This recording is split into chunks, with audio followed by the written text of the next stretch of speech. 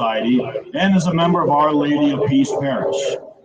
Morgan is the volleyball team captain and has received first team All-County and honorable mention All-District and is working on her fourth letters for volleyball and swimming. She is also a member of the softball team, and she has received most valuable player honors in all three sports.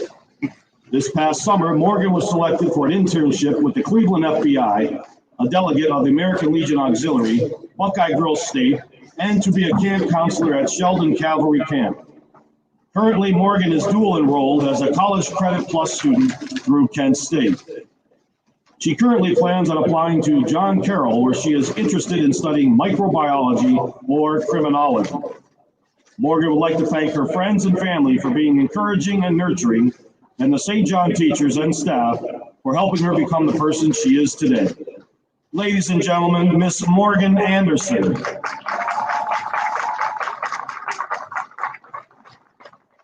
Escorting Morgan is Mr. David DeSalvatore.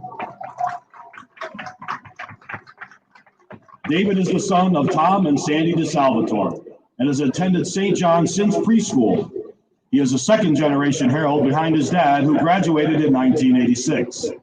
David is a 3-year letter winner in basketball and golf, a 2-year letter winner in soccer and tennis, and 1-year letter winner in football.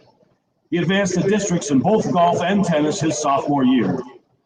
David is a member of the Student Council, Key Club, Philanthropy Club, and the National Honor Society. David plans to attend college to major in kinesiology before going to chiropractic school.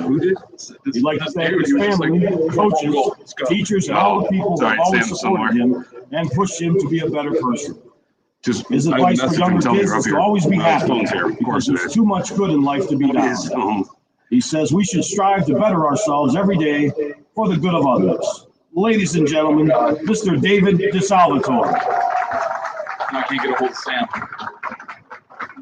His phone's right there. Our next candidate is Miss Latiana Fleming. Yeah. They were live, just so you know. Lati is escorted by Mr. David Fuentes. Lati is the granddaughter of Catherine and Charles Fleming. Lati has been a student at St. John since her sophomore year.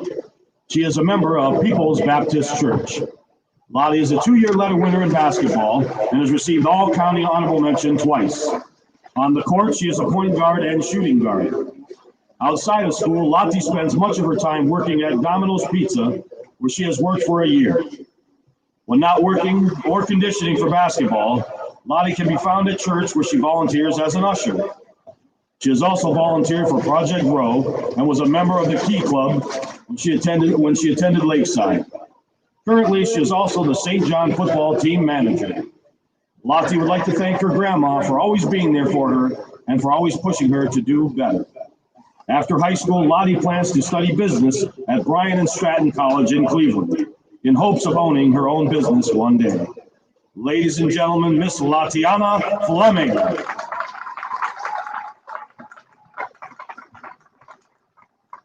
Escorting Latiana is Mr. David Fuentes. A third-generation Herald, David is the son of Chris and Lindsay Fuentes, class of 1987 and 1993, and has attended St. John since the 6th grade. David is a multi-letter recipient in cross-country, soccer, tennis, baseball, basketball, and football. David made first-team All-County for soccer his junior year. When not playing sports, David enjoys fishing. He is a member of Our Lady of Assumption in Geneva, where he is an altar server, Eucharistic minister, CCDA, and is on the building committee. He was recently knighted through the Knights of Columbus in Madison. In the fall, David would like to study criminal justice and play football or soccer, but is undecided on where he will attend school. David would like to thank his mother, Lindsay, for pushing him beyond his limits and making him to the man he is today. David would also like to thank his father and Coach Chris for coaching him all these years and helping him find his love for sports. Additionally, he is grateful to his coaches and teachers, friends and family for all their love and support they had given him. Lastly, David would like to thank all military and servicemen, men and women, for their love and dedication to our country. Ladies and gentlemen, Mr. David Fuentes.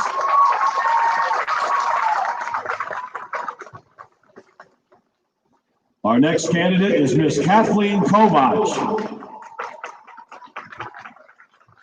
Katie is escorted by Mr. Lucas Wychak. Katie is the daughter of Ken and Barb Kovach and the sister of Connor Kovach, who graduated from St. John in 2018. Katie is a 3-year letter winner in both volleyball and cheerleading and has attended St. John since preschool. She is the senior class president, Acts 29 president, the Youth Philanthropy Board secretary, and a member of the National Honor Society, Key Club, Environmental Club, Model UN, and Youth Leadership in Ashtabula. Last year, she was selected as a delegate to represent St. John at the Hugh O'Brien Youth Leadership Seminar and Buckeye Girls State. She is a campus ministry aide for Miss Crookston and AP Government and Politics aide for Mr. Dean. She has also held a job for the past year at Wall Street Coffee Company. Katie has been in high honors for all 4 years of high school and will graduate with 27 college credit through the College Credit Plus program at Kent State University at Ashtabula and the Learning About Business internship at Lake Erie College. She is a member of St. Joseph Calisanctus Parish in Jefferson and is a sacristan, Eucharistic minister, lector, and altar server. She also received the Eagle of the Cross Award this year. Katie is planning to apply to New York University and hopes to study in the field of communications. Katie would like to thank her coaches, teachers, and friends, as well as her grandma, parents, and brother Connor for their unfailing support. Ladies and gentlemen, Miss Katie Kovach.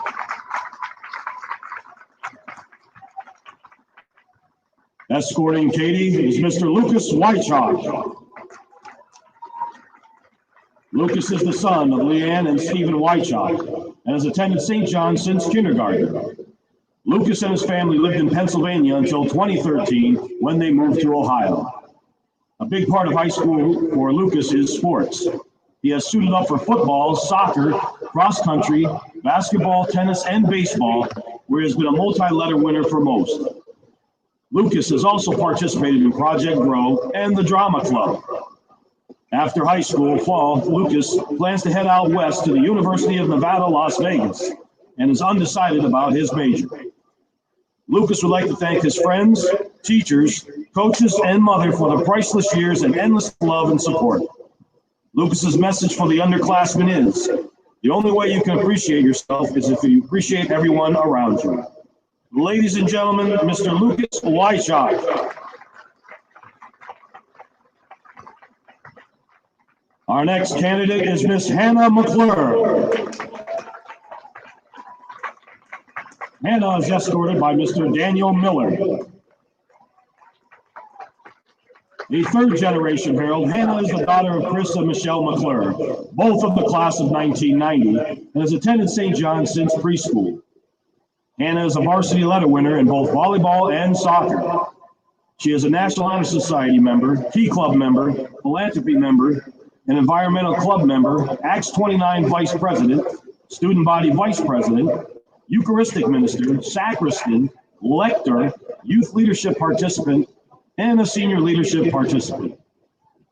Hannah is an Eagle of the Cross recipient, Kobe recipient, and a Buckeye Girls State delegate. Post-high school, Hannah plans to double major in mechanical and environmental engineering at the Rochester Institute of Technology. She'd like to thank her siblings, parents, and grandparents for always supporting her and pushing her to be her best. She would also like to thank her friends and teachers for always loving and supporting her in all her endeavors. Ladies and gentlemen, Miss Hannah McClure.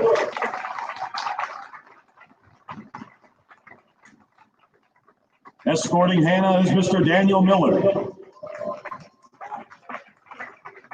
Dan is the son of Kathy and Steve Miller. He has attended St. John's School for 6 years.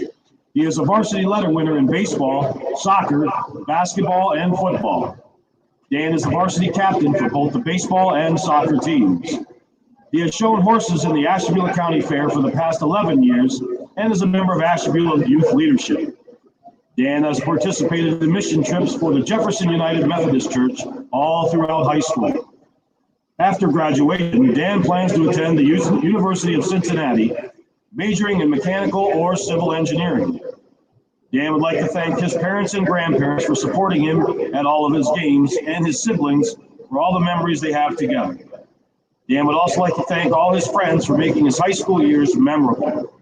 Ladies and gentlemen, Mr. Daniel Miller.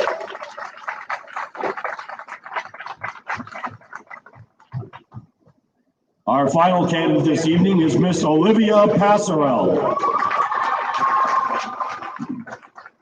She is escorted by Mr. Octavio Lamas.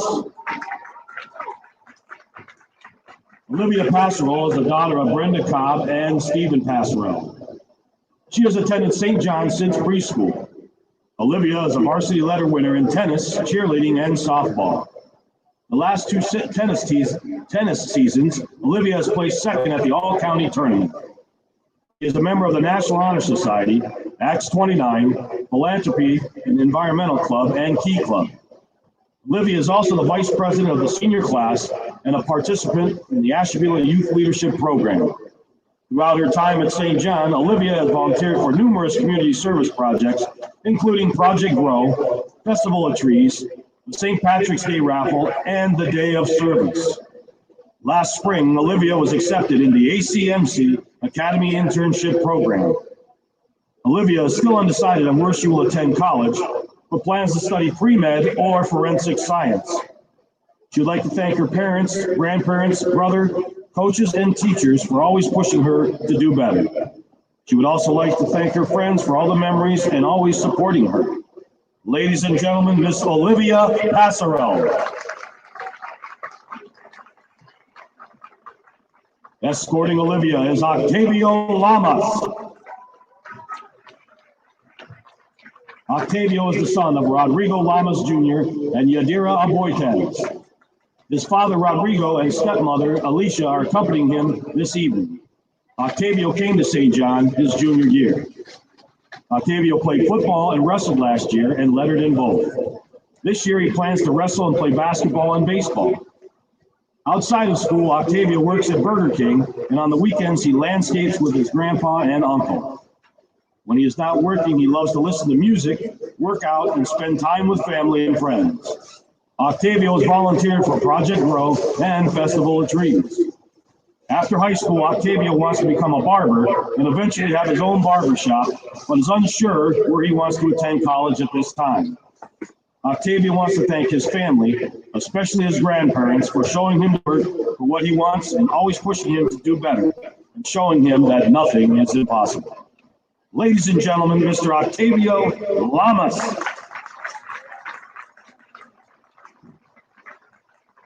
Ladies and gentlemen, we present to you our St. John 2020 Homecoming Court.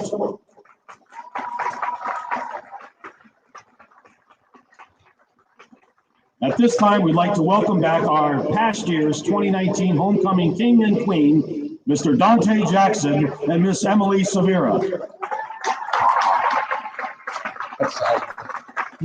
Currently, Dante is studying managerial marketing at Kent State Ashtabula, and he is pursuing his real estate license through Andros College. Emily is a freshman at Edinburgh University, studying political science on a pre-law track. She will also play tennis for the Fighting Scots. Dante and Emily will now crown our new St. John Homecoming King and Queen. We'd now like to present our 2020 St. John Homecoming King and Queen, and our king is Mr. David DeSalvatore.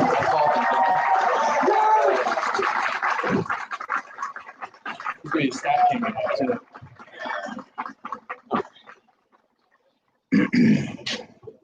Well, there's no band.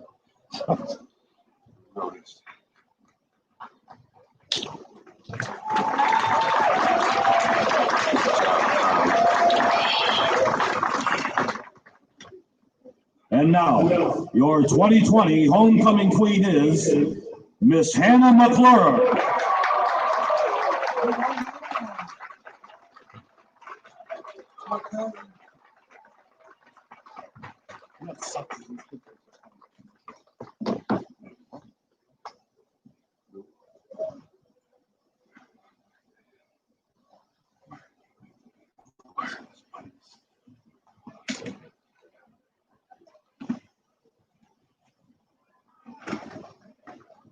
How about another hand for our court, parents, students, and our homecoming king and queen. Congratulations to all and good luck into the future. Huge. Love it. Love this. Boy, you know what's that guy? Dude, I had to do my jacket. I was sweating 10 seconds. Nice out here.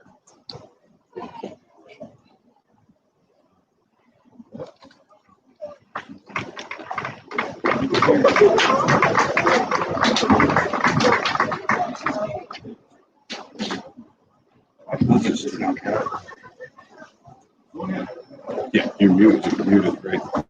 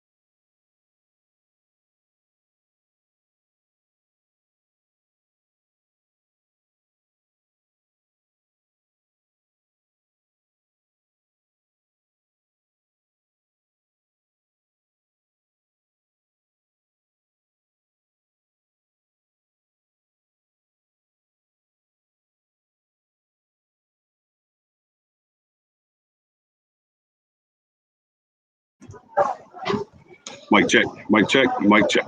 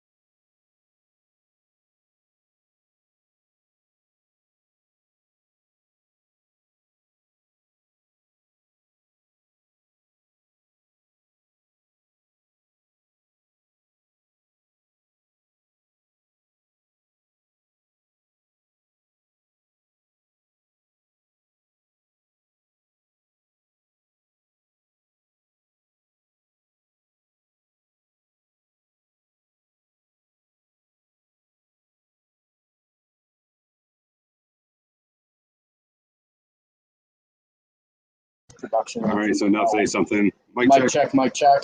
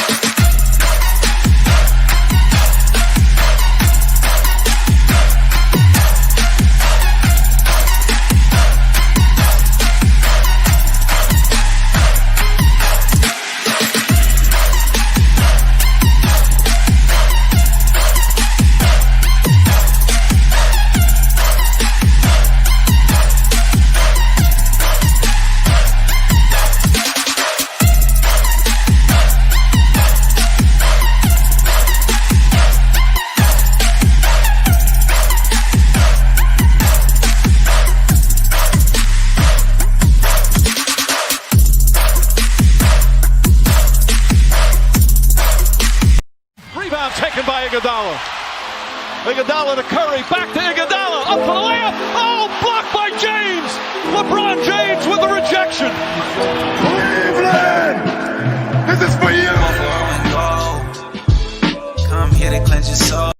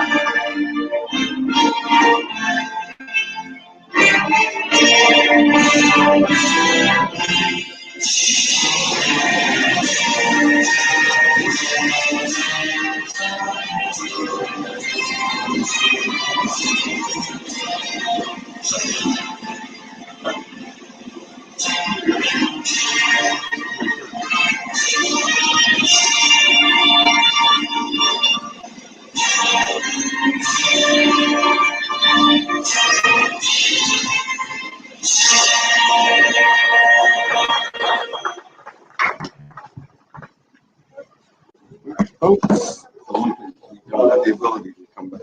Interesting. With this. Oh, you know what we can do them? Yep, you got it. Log in and put your camera up there. And Got it. What?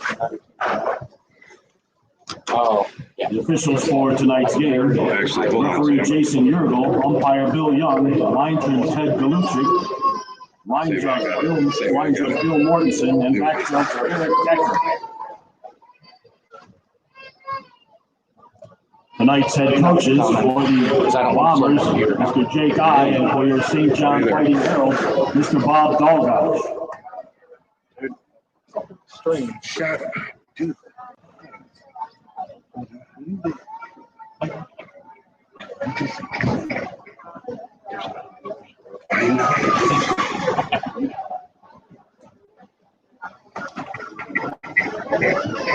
All right, let's have some quick action right here, folks. Oh, yeah.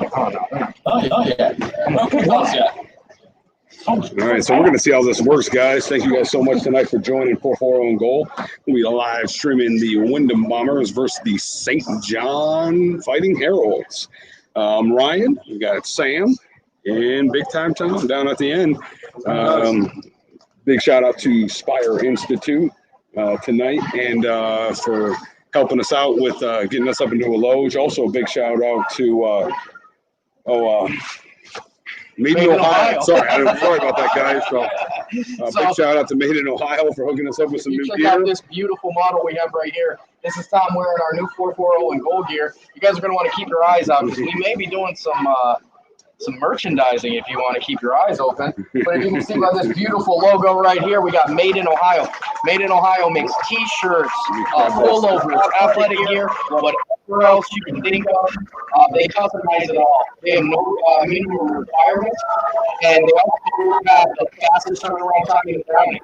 Absolutely. So if you need any custom work done, whether it's just a sports design or a design in general, go down to the beautiful historic Ashtabula Harbor. Check out Made in Ohio. Johnm 440 and Gold Center. Perfect. Hey, they got some stuff on sale. Was it 100 shirts, $5 a pop? That's correct. And then also 50 of them for $7 a pop. So check them out. But yeah, pretty excited tonight. Mr. DeSalvatore is the homecoming king. David DeSalvatore is the king. The king before the game starts. Let's see if he can't be the king when the game starts. Right. I think he's going to be our statistical leader tonight. I was calling him to have a big game tonight. They've had a rough couple weeks. They started off this year very hot with a big win over Tucker. Struggled against PB and have a loss against Matthews, which is a common opponent between both of these guys. I think you can look forward to St. John's scoring some more points because with David DeSalvatore coming back, you got David Fuentes back who's healthy tonight. Yeah. And then another addition is Demario Hanna. Demario Hanna is a freshman that's back on this team and is a great athlete. So somebody that you're going to want to keep an eye on. That's number 13, Demario Hanna. He's a freshman, and you're probably going to hear his name get called a couple times. All right, let's go. We're getting ready for And ladies and gentlemen, it's game time, and it's finally cold enough that I'm not sweating to death. This is amazing. It's a beautiful thing when that happens. Oh, you can't beat it. The Wyndham Bombers getting ready to set for kickoff. A little bit of a short one, right at He's buffing. Was that number 76? That is, and I was just thinking, I've never seen it. No, so number 76 is the one number we don't have. On the stop of the Bombers. Hold on. Well, listen. Not even they know who caught that ball. And we are choppy. Are we choppy? Yeah. We're going to call him John Paul.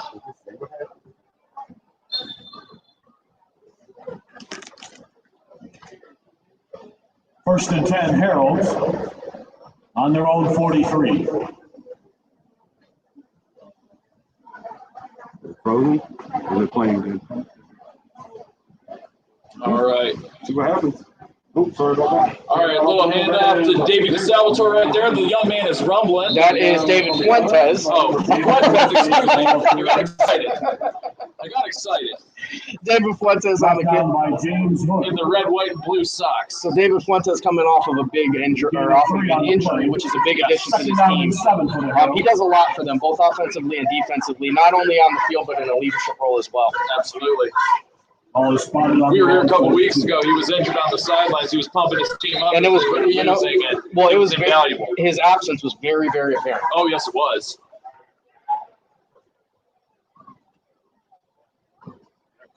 All right, so they're set up single back. So that's Seth Thomas under center. You got David DeSalvatore coming, and they're going to get him the ball, and let's see if he can't make a play.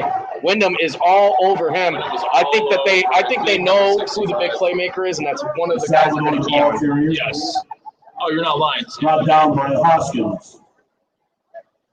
Cam Hoskins with the tackle there. Yeah, Mr. DeSalvatore Loss of 13 on the kind of a play. long way on that one. Well, it looks like they were trying to run a little bit of a, reverse type of deal. Reverse breakdown. But, defensive back, the defensive line is in the backfield. He tries to make a play, unfortunately, ends up not making the play. But Seth Thomas can throw that thing, so, you're going to want to keep an eye out. I wouldn't be surprised if they throw it in the air right here. I was just going to say, Seth Thomas has shown he can air it out. We're lined up trips to the left. Tyler Cathcart, another St. John hero to keep an eye on. There's David DeSalvatore. You got to get the ball in the playmaker's hands. Goes. Ball came up, but it was down. That's his first reception tonight. He's going to get, about 3 yards on that? Brought down by Dean. 2 or 3. So it looks like it's going to be fourth down. Or We have no, about 3 on the fourth play. and 16 on the 32-yard line. There's 10 minutes left in the first quarter. We're here at Spire Stadium as the St. John Heralds Fourth take on down the and Wyndham 16 for Bombers. the Heralds on their own 32.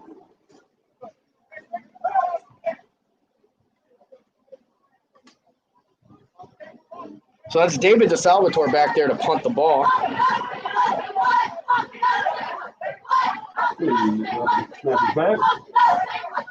And he gets a nice punt. That is a beautiful punt.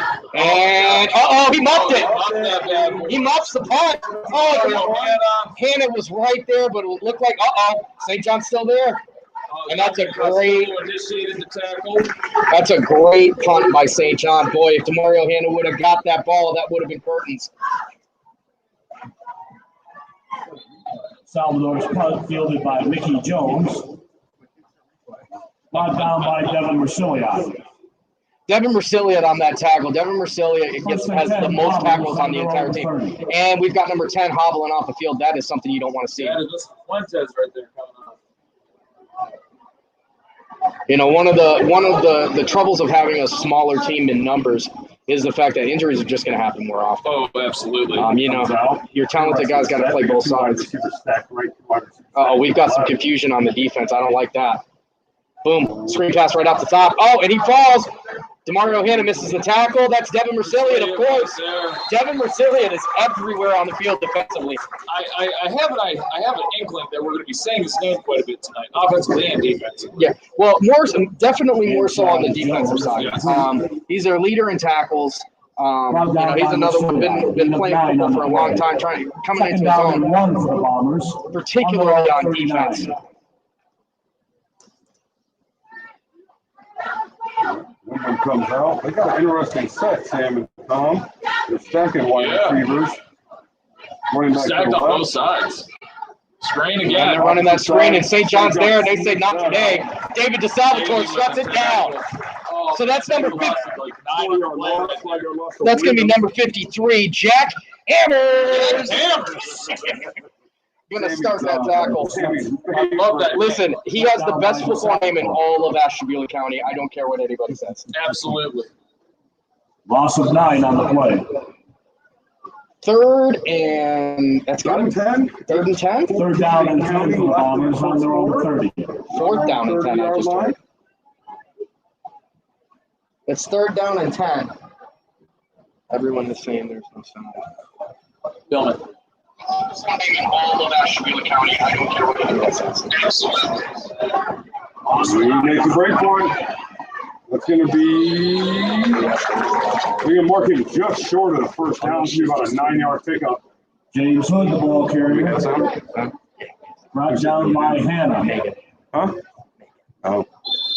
Gain of 9 on the play. So it's Fourth down and 1 for the Bombers. Fourth and 1 on the their own 39-yard line. Wyndham's going to go for it here. they're going to take a timeout here. Maybe double thinking that. So Coach Delgosh, Coach Parker, and the whole crew getting their boys ready. This is a big down. You can set the tone right here. Yep. Okay. We're here again. So we are 7:30 left in the first quarter. The St. John Herald versus the Wyndham Bombers. Nobody's put any points up on the board yet. Big 4th and 1 for the Wyndham Bombers coming up here. This is going to allow them to keep the ball and keep marching, or St. John's going to take over some great field territory. I think that you can look forward to here. I think they're going to go ahead and probably throw another screen pass. That seems to be what they're doing. Yep. If St. John gets a stop here, I would go out on a limb and say it's probably going to be Devin Mercillian on the tackle. Yeah. I think it's an educated guess. He's unless Jack Hammers can. Jack Hammers, man. Jack Hammers shuts it down. I can't wait till he's a senior. We need to make a highlight reel for him and send it. I'm his biggest fan. He doesn't even know who I am. Hey, we got Daniel. Oh, they're lining up. No, they're not throwing the ball. They're going to go. And St. John's there. They initiate contact. Devin Mercillian makes the tackle, but they're still going to get the first down, though. The ball carrier. Brought down by Devin Mercillian. So one of the things that St. John lacks is size. So, when you lack size, that's one of your Achilles heel is really going to be in between tackles. Absolutely. You're not going to be able to stop the short stuff. So you really got to make big plays on first and second down. And score update. They are big. Score update coming from South County right now. South Range 7, Jefferson 0. Okay. All right. 7:57 left in the first quarter. And he's gonna go wide though, but number 9. Oh, right there. I'll tell you what. He knocked that St. John defender into the bench. Yes, he did. So number 9, Tyler Cathcart goes to make the tackle, bites off a little bit more than he can chew, but St. John comes to help him out.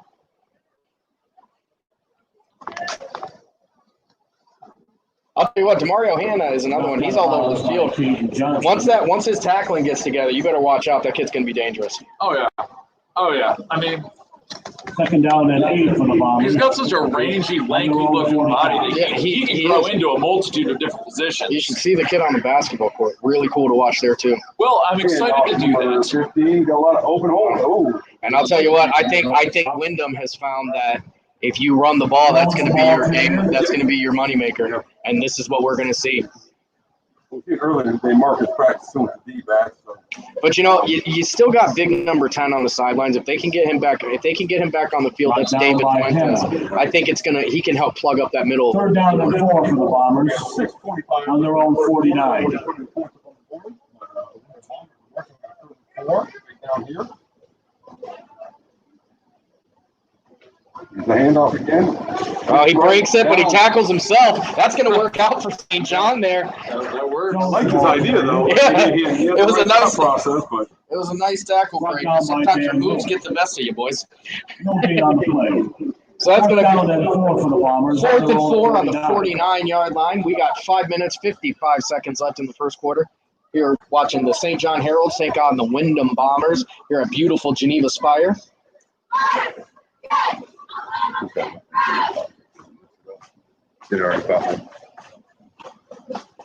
the racer on. Just tell me if it does anything. all right. Wyndham out there going for it on 4th and 4. No, I'm sorry, not going for it. Punting it on 4th and 4. So they punt it. It's a high-flying punt.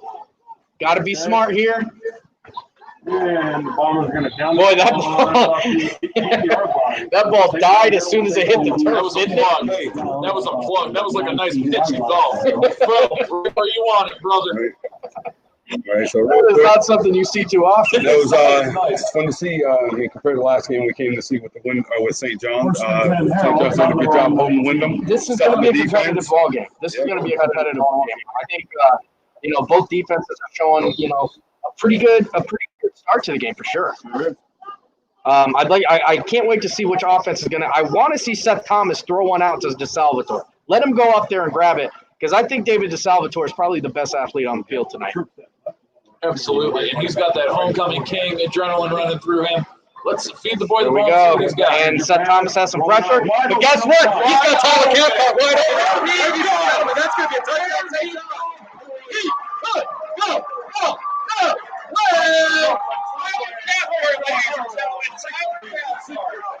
Well, hey, touchdown, St. John. There it goes. Dang.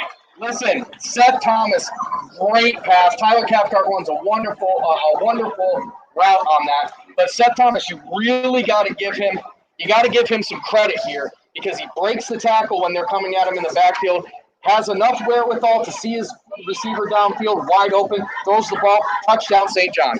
Great play by the Herald. And beautiful blocking off the line by the other receivers to set that up. That's right. It was fantastic. I think You brought that up better. bit on a screen pass to the wide Absolutely, they did. That's where I think that was. And then David Salvatore into. Uh-oh. It's going. And they're going for. Oh. Just go down. Someone's gonna No. Oh! St. John doing a little backyard football. You gotta love that, folks. Well, I'm not gonna lie. That's like The Herald 6 on the Bombers. St. John playing NFL Street using their game breaker. Yes. Pop culture references on 4-4 goal are unmatched. Yeah, nobody's touching them. Nobody touches us. So we're here at the St. John Wyndham game. 5 minutes left in the first quarter. St. John is up 6-0. This is the St. John homecoming game. But it works. We got a scoreboard. We got a scoreboard, boys. I actually did that on the YouTube page. Our first broadcast. It's a lot harder than it looked, man. Well, one day we're going to have a really good connection, and then we've got some great Yes. software we can run. At some point in time, we will. I don't know when that will be. Probably a couple decades from now, but we'll make it happen. So great up by St. John. Oh, no. We're gonna play.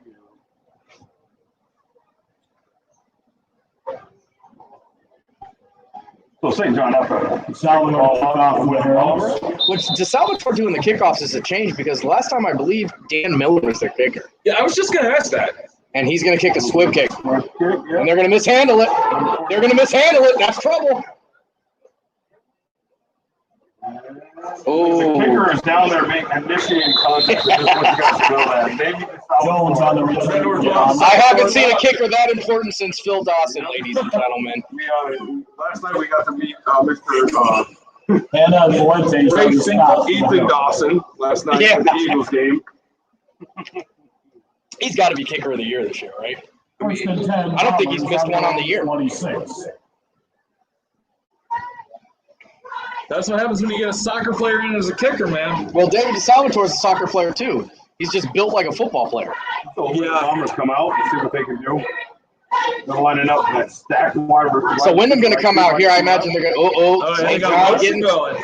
here we go. They got to get on I board. think that's their playmaker. Oh, I wonder listen, defensive player of the game is going to be the turf if they fall one more time. if he wins Gleason today because he is not taking the Down by Keith Johnson. Gotta be frustrating. Loss of 3 on the play. Yeah.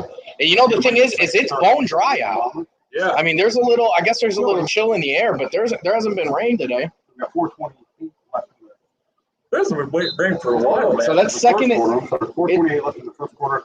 I think Herald will win the Bombers 6-0. second and 13. Wyndham taking the ball here. Wyndham's lining up a little bit of a different formation. Quarterback under center, 2 wide receivers set right, 1 to the left. With a handoff. And he's got a lane. Yep. That's number 10, David Fuentes, back in the game on the tackle. About a 9-yard pickup by number 33 for the London Bombers. That Getting is the ball carrier. Dean Clay, or excuse me, Clay Dean. Brought down by David Fuentes.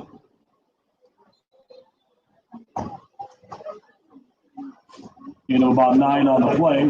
3rd down and 4 for the Bombers. Update on the score. 32. Update on scores from around the county. Conneaut 3, Edgewood 0, 3:57 left in the first quarter.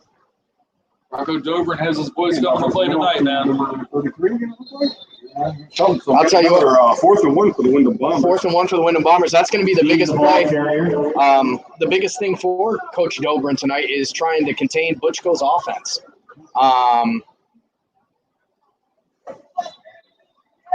That offense, if you can contain that offense, defensively you can score on Edgewood, On their own but 35. I don't know if you're going to be able to contain the offense all night. No, that's the beautiful thing about the Butch's offense, man. It is multifaceted. Going right up the gut. First down from the Wyndham Bombers. It's gonna be about a 4-yard pickup by number 33 again. Dean, the ball carrier. Dean Clay. Dean Clay. I thought it was Clay Dean. The Heralds. It is Clay Dean. It is Clay Dean. Yeah. Way to go. We got all five out. First and 10 Bombers on their own 41. We just got to work on you, Ryan, and then we're all Oh, living. there ain't no help for me. It's not in front of the way. I'm 34 now. I can't read. All right. It's not rocket science. I want to thank everybody for tuning in. We're here at the the St. John Wyndham game. Clay Dean stuck. By number. Dean, the ball carrier. I bet you it's 23. That's Devin Mercilia. If there's a tackle, he's at least going to be He involved. has somehow found his way Second in down and every 9 for the time, Bombers. and I'm here for On it. their own I really 42. love the Bombers name. I think it's cool. The Wyndham Bombers. Well, you can leave now. Yeah.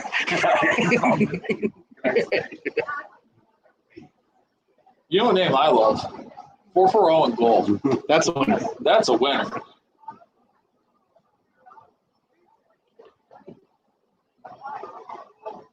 All right, so Wyndham's lining up. Quarterback under center. Two wide receivers stacked right, one to the left.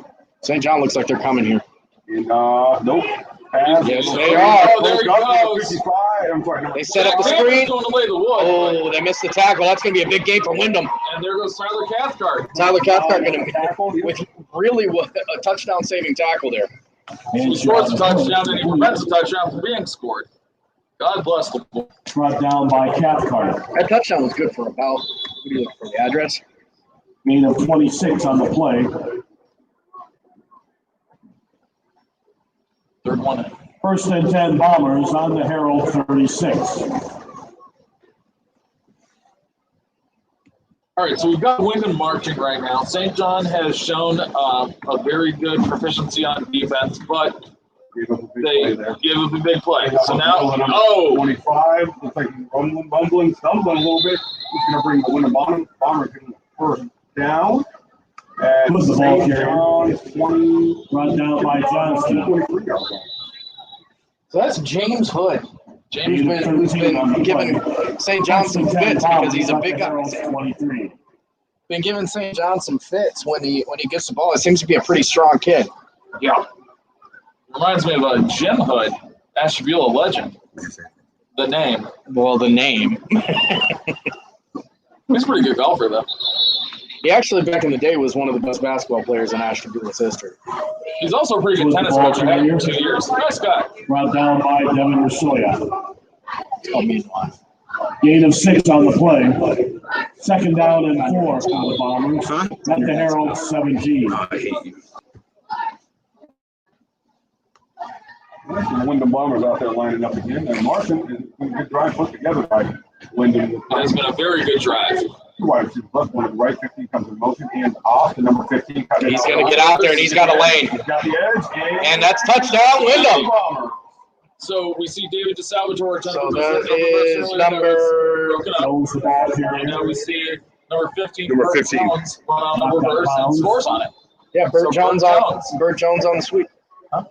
Oh, he stepped out of bounds. Oh, Wait did a he? minute, and they're moving the Wow. chains back They're too. moving him back real far. Looks like we got a timeout. Oh no, it's the end of the quarter. After 1 quarter of play, it's the Herald Going down to the other 6 side. and the Bombers Good opportunity to talk about one of our wonderful sponsors real quick. I'm going to throw up their logo. Yeah, go ahead. Yeah, Throw it up. I'm so- gonna read. Logo. So I want to thank Made in Ohio. They are officially 440 and Gold Player of the Week sponsor. Sammy's grabbing the read, but might be able to help us out. They got a special this week. If you set up 100 T-shirts, $5 a pop. 50 T-shirts, $7 a pop. They got some specials on banners this week, and they do everything from T-shirts, sports apparel, jersey gear. Athletic gear.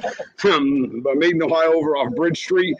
Check them out and go from there, I guess, huh? Yeah, just want to give you guys a quick update. Score down in the south part of the county at Jefferson as they take on South Range. South Range 14, Jefferson 0. Looks like South Range just got an interception for a touchdown. Gosh, hasn't that been the story for Jefferson? Jefferson has fallen victim to that 2 weeks in a row now. Every team in the county has had struggles in one category, and that is turnovers. Turnovers seem to decide more games in this area than anywhere else. So, also, while we have a break in the action, obviously I wasn't here last night, but Sam, you kind of got me up to speed on a bit of things. So I heard there was a bit of a change in Lakeside last night. Yeah, so Lakeside's going to go from quarterback Garrett Siebenek. He's going to move over to the defensive side of the ball, where he actually causes a fumble and makes a difference. And they bring in a kid transfer from Menor, Sean Alvin, to be their quarterback. Interesting. Yeah, so completely different style quarterback. So it's going to be very interesting to see what Lakeside does from here, because the entire offense really has to change. Because you go from a sit-in-the-pocket quarterback to an athletic guy who can also throw. Yes. He can also throw. So Lakeside is going to be a team to watch too. Let's get back to the story here, though. St. John's on the 5-yard line trying to keep Wyndham out of the end zone. And I've got to go up to number 33. That's James Hood.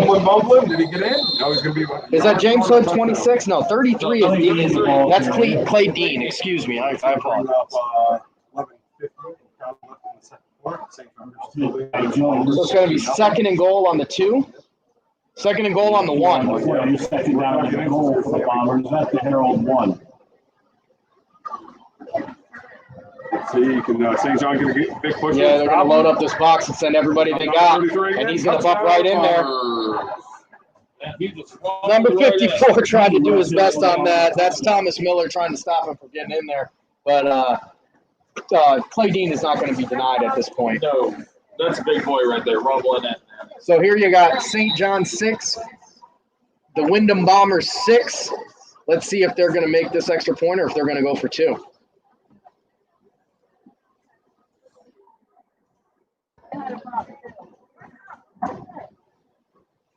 It looks like Wyndham's coming out to go for 2. Yeah, they're going to line up for 2, which is another thing that seems to be the normal. Yep. So St. John's got it. This play matters big time because you want to keep the score even. And they're right there. St. John keeps the score even at 6. Listen, Jack Hammers is on that right side of the defensive line, hopping like a rabbit ready. I would hate that. Hammer. Yeah, that was a nice game. St. John gets it back. Most importantly, they stopped them from scoring. It's a tie ball game. Beautiful. We got 11 minutes, 26 seconds left in the second quarter. The score here is St. John 6, Wyndham 6. This is here the home game for St. John here at Geneva Fire. Also the homecoming game. So this is a big game. St. John's got to be pumped up to win this game. Yeah, they do. 6-6. St. John's out there fighting. It's been an exciting game so far. I'm excited to see the offense come back out here. Last time they were out on the field, it was about a 60-yard throw and catch and playing old backyard football looked like. So keep that up. Thomas, stretches out the play and finds this guy Tyler Cobb. Interesting to see what Wyndham's going to do here to combat that from happening again, because they are getting into the backfield, but Thomas seems unbothered.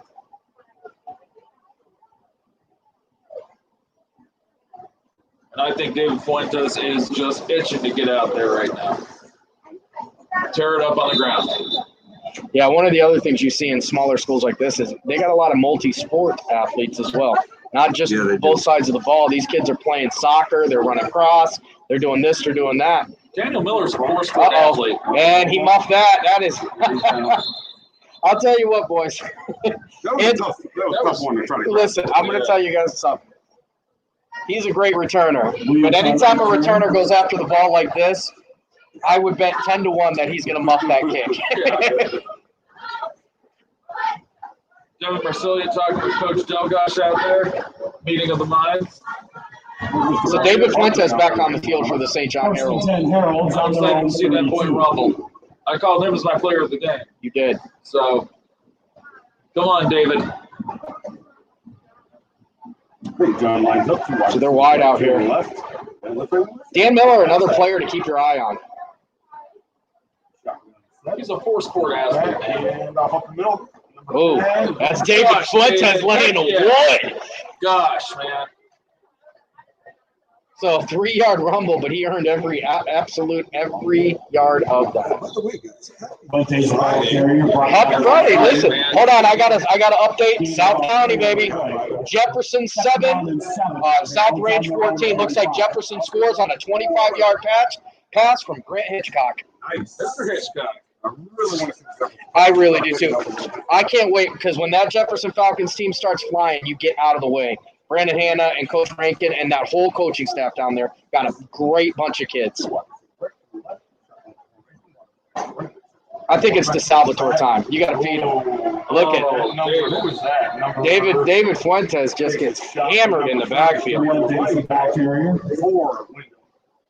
Blitz is right in there and takes over. Brought down by Dean. So St. John is another one. They run pretty much exclusively a gun set. Once in a while, I see a different formation on the side. So for all you young heralds out there, maybe you're not the most athletic, but learn to snap that ball because you're going to let her. In the second quarter, 6. Dan Miller split out wide. There's Seth Thomas. Is he gonna find somebody? I'll tell you what. Seth Thomas runs around out there. I see a little Sean Allgood in him too. looks downfield, trying to stretch out the play. You know, he reminds me of when he runs, the way his arms flail and such. It really does remind me of Baker Mayfield when he scrambles. Don't you put that hatred on that boy. That's a good comparison. I love Baker Mayfield. Well, you're the lone person in the entire You actually love Baker Mayfield. That boy got some run last night. He did. He also threw an interception, the worst defense in the country. Okay. But my boy. David Salvatore, and he does a rugby kick. He gets that thing out of there. First of all, he kicked that left-footed. Most of you guys can't kick with your dominant foot. David DeSalvatore just kicked that with his non-dominant foot. Looks like one of the balls is going to take over St. John at the 41-yard. That's right. And now, so again, we talk about momentum a lot. This is where you see a momentum shift. Yes. So St. John's defense got to make a play here because if Wyndham gets ahead, the momentum swings way in their favor. Exactly. So we need a big play. I don't know if Cathcart's got to make the play. Andrew Williams is due. DeMario Hanna gets that ball. He's going to be gone. I don't know that they're going to pass the ball. So Fuentes, DeSalvatore, one of those guys got to get back there and knock that thing loose. That's David DeSalvatore going to try and stop him, but he's still going to get 4 yards. Yes, they are. Yeah, I noticed that. Well, yeah. Wyndham's only passed the ball. And you know what? Sometimes as a coach, that's what you got to do. You got to dare them to pass the ball. Second down and 6 for the Bombers. You know, Geneva does that. at times. 37. Right. Geneva gets dared to pass, and then when Scabona throws that thing, it's over the top, and he's gone before you know it. So St. John playing the game. One safety back. Look at all the guys in the box. This may as well be goal line. So he's only going to get about 2 yards there. Ball carrier. So we got Third and 4? Maybe third and 3. 35. It's 3rd and 3 for sure. Aaron Jones on the stop for the Herald. 3rd and 3. You know what I missed? The ball Third down and 3 for the Bombers. Right now we're looking for a beanbag, and we used to play hacky sack when we were kids. First of all, I've never been able to hacky a sack more than twice. So Wyndham comes out. I didn't have my Chuck Taylors on, so I guess that's what the problem was. Uh-oh, we got to play. Oh, boy. And there's the pass, and Andrew Williams makes a touchdown-saving tackle, but they got dared to pass, and they said, bring it on. Yeah, you called it. Well, you know, the problem is as a free safety, that's really, really tough to cover that. You know what I mean? Especially when a team is running. You're oftentimes you're going to get sucked into the backfield. 30 yards on the play. Leaves that ball in the air quite a long time now. Yeah, so I can see why maybe they're not passing as much because that looks like he's out there throwing watermelons. 1 wide, right? 2 left. Quarterback. Right? And off number 15. And St. John. Oh, they get the stop though. One of the things you notice with the Heralds is they're in the backfield very, very quickly with that initial tackle not happening. Need to tighten up on the tackling, get back to form. Yeah, I mean that's the case. So with so many teams right now, is they get in there, they're making. If you can make that initial tackle, if your tackling is right and tight, the offense is always going to be at the disadvantage. Correct. They break one tackle though, you're giving them 3 yards. You're giving up your place. And I think more than anything, St. John was the victim of circumstance this year. They are a bit of a younger team, and they didn't have this offseason to really go through the fine aspects of tackling, closing in. Well, yeah, and this is the first year the football team's back as well. Exactly. That's what I'm saying. Yeah, an entire year off. Oh, they're going to run a sweep, but they're back there. St. John with a big stop. In there. That's going to be what about? Yeah, so it's going to be what, 3rd and 12 about? 3rd and 12, they're going to be sitting on their. It might be more than that. Because they're sitting on the 14-yard line. 3rd and 13 on the 13-yard line.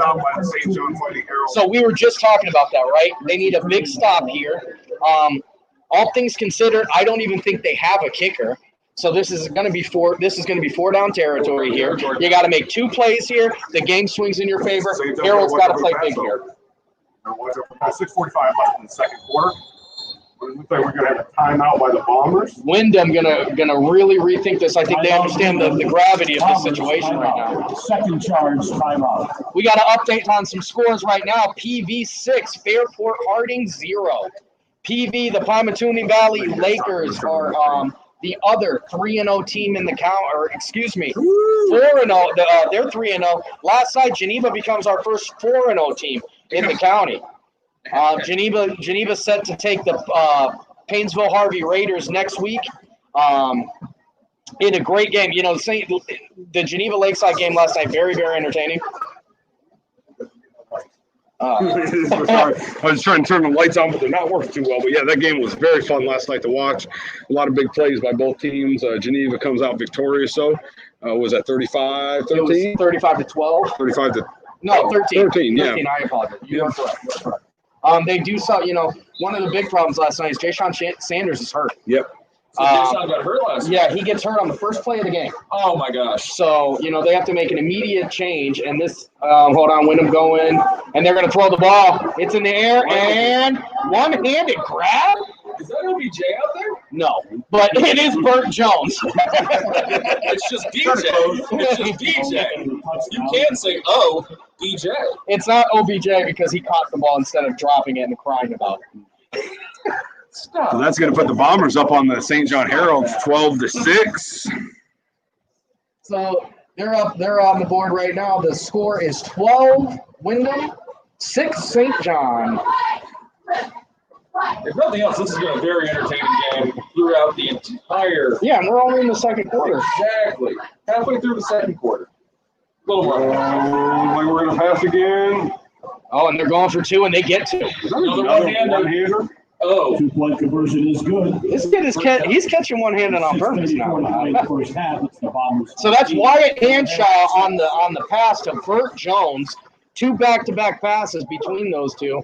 Burt Jones makes a one-handed grab for the 6 and another one-handed grab for the 2. The current score right now is St. John 6, Wyndham 14. We are here at Geneva Spire for the St. John Wyndham game. Tonight is St. John's homecoming game. I want to send a big shout-out to one of the players out there, David DeSalvatore, homecoming king for the St. John Heralds. Yep. Don't forget, pop up real big shout out to Made in Ohio. Made in Ohio is officially 440 in goals, sponsor of the Athlete of the Week. Yeah, if you need any custom gear, custom apparel, they are located in the beautiful historic Ashtabula Harbor right there on Bridge Street. He also does really good with customization, too. Yep, all kinds of custom work, whether it's shirts, whatever you need customized, go down to see Made in Ohio down in the Ashtabula Harbor. We are muted. He actually, This one. Oh, he actually customized my number 2 Ohio State jersey into a Terrell Pryor jersey. Like, put Pryor on the back. I mean, and it looks legit. So, shout out to Bart, man. very good, very good. Y'all know I love me some Terrell Pryor. If only the Browns did. Yeah, I know. Not only if Terrell Pryor loved the Browns at the time. I mean, you can't play for $4 in a chicken nugget sandwich. No, you really can't. Unless it's some Raising Cane's. Yeah. I'll play for $4 in Raising This Cane's. is Wyndham on the kick. And I'll tell you what, they better start handling that ball a little bit better. That's Andrew Williams on the return. Yeah, man. Myself?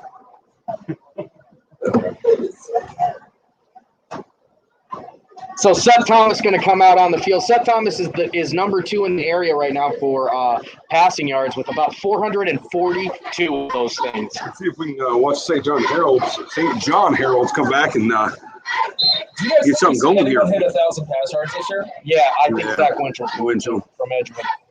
I think he might hit 1,000 yards in the next 2 weeks. First and 10 Gosh, Heralds wouldn't that be something to on their own see? 26. 2 wide receivers, right to the left.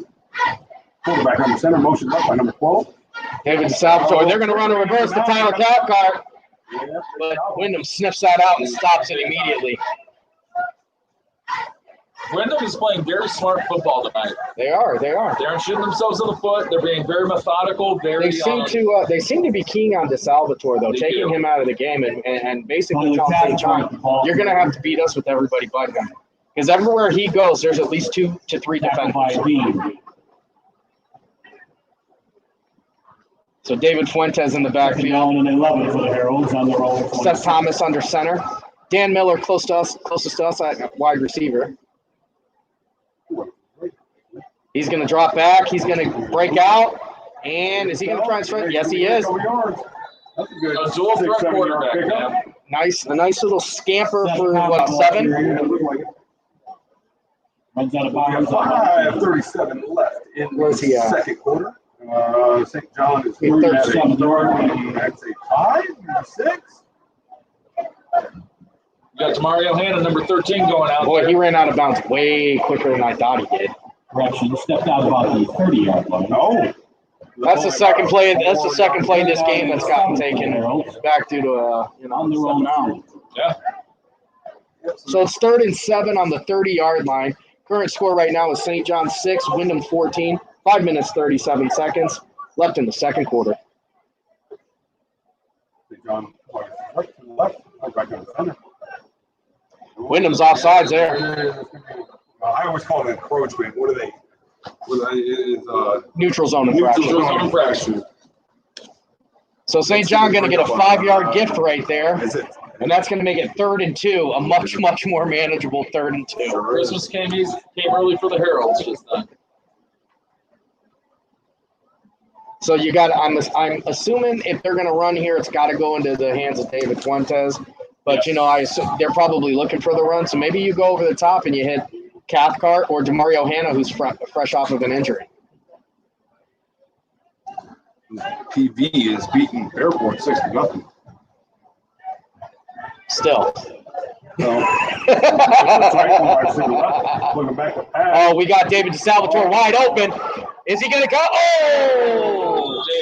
Seth Thomas saw what we saw. That was a touchdown in the making. Just a little bit too much on that pass. I appreciate the takeoff. Simply put, this is going to be in this 4-down territory. So, Oh, yeah. I mean, it's, yeah. 100%. Good thought. I'll tell you what, DeSalvatore comes up with that. Oh, hold on. We got PV 14. Fairport, nothing. Victor Verba, who, by the way, was my call for player of that game, with a stripping score from the 2-yard line. Dear Lord. Does PV give up a touchdown this year? Not a single one. Not a I don't think they're single going to give up a single one. Little confusion out there. Seth Thomas looking to the sideline. Delgosh going to call timeout. 5 outs, St. John's. You know what? I wish I had some nachos. one. Nachos would be punched right now. Some of the cheese and jalapenos.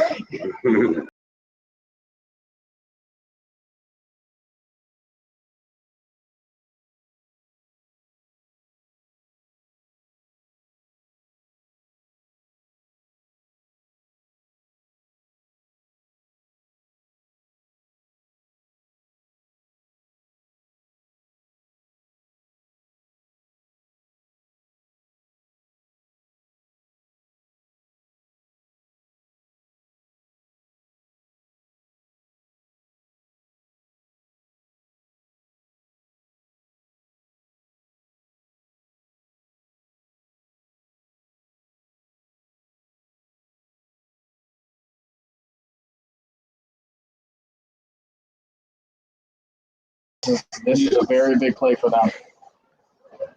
Uh-oh, we've got confusion. I hear yelling. Two wide receivers. No, trust right. Two wide receivers. Oh, is that going to be timeout Wyndham? Timeout Wyndham. That's timeout Wyndham, and the coach saying you got to recognize that. I think he saw a first down coming. Is that their? That's not their final timeout, is it? So Wyndham uses all their timeouts. That's 5 minutes and 31 seconds left in the second quarter. St. John, on the other hand, still has 2. So that can play a part as well. Oh, big time. When we talk about clock management and winning the winning the time battle, St. John definitely has an advantage right now. It's going to be very interesting to see how Delgosh delegates that. I'll tell you what, the one person I think is probably the most worried right now is St. John's defensive coordinator. Wyatt Hanshaw and Burt Jones, that's a connection that has to be worrisome. Those two have stuff working. St. John's got to get this first down because you want to keep the ball out of Wyndham's hands. You absolutely do. Oh, quick snap over the middle. I don't think They don't get it. They get stopped. Tyler Canstar gets stopped. Update from around the county right now. South Range 21, Jefferson 7. Bombers will take over on down. On that play, St. John going to get stopped short. Wyndham going to take over at the 36-yard line. Yeah, I'm like, they're not at the 30. Like, what happened there?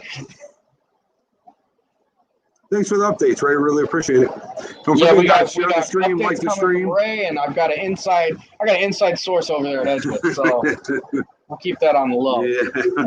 Sammy's got a guy for everything. I got a guy who knows a guy who knows a guy. Takes over on down. St. John's defense got to make a big play here. You got to take that ball right back. Jack Hammers is just itching. They're going for the sweep, and number 23.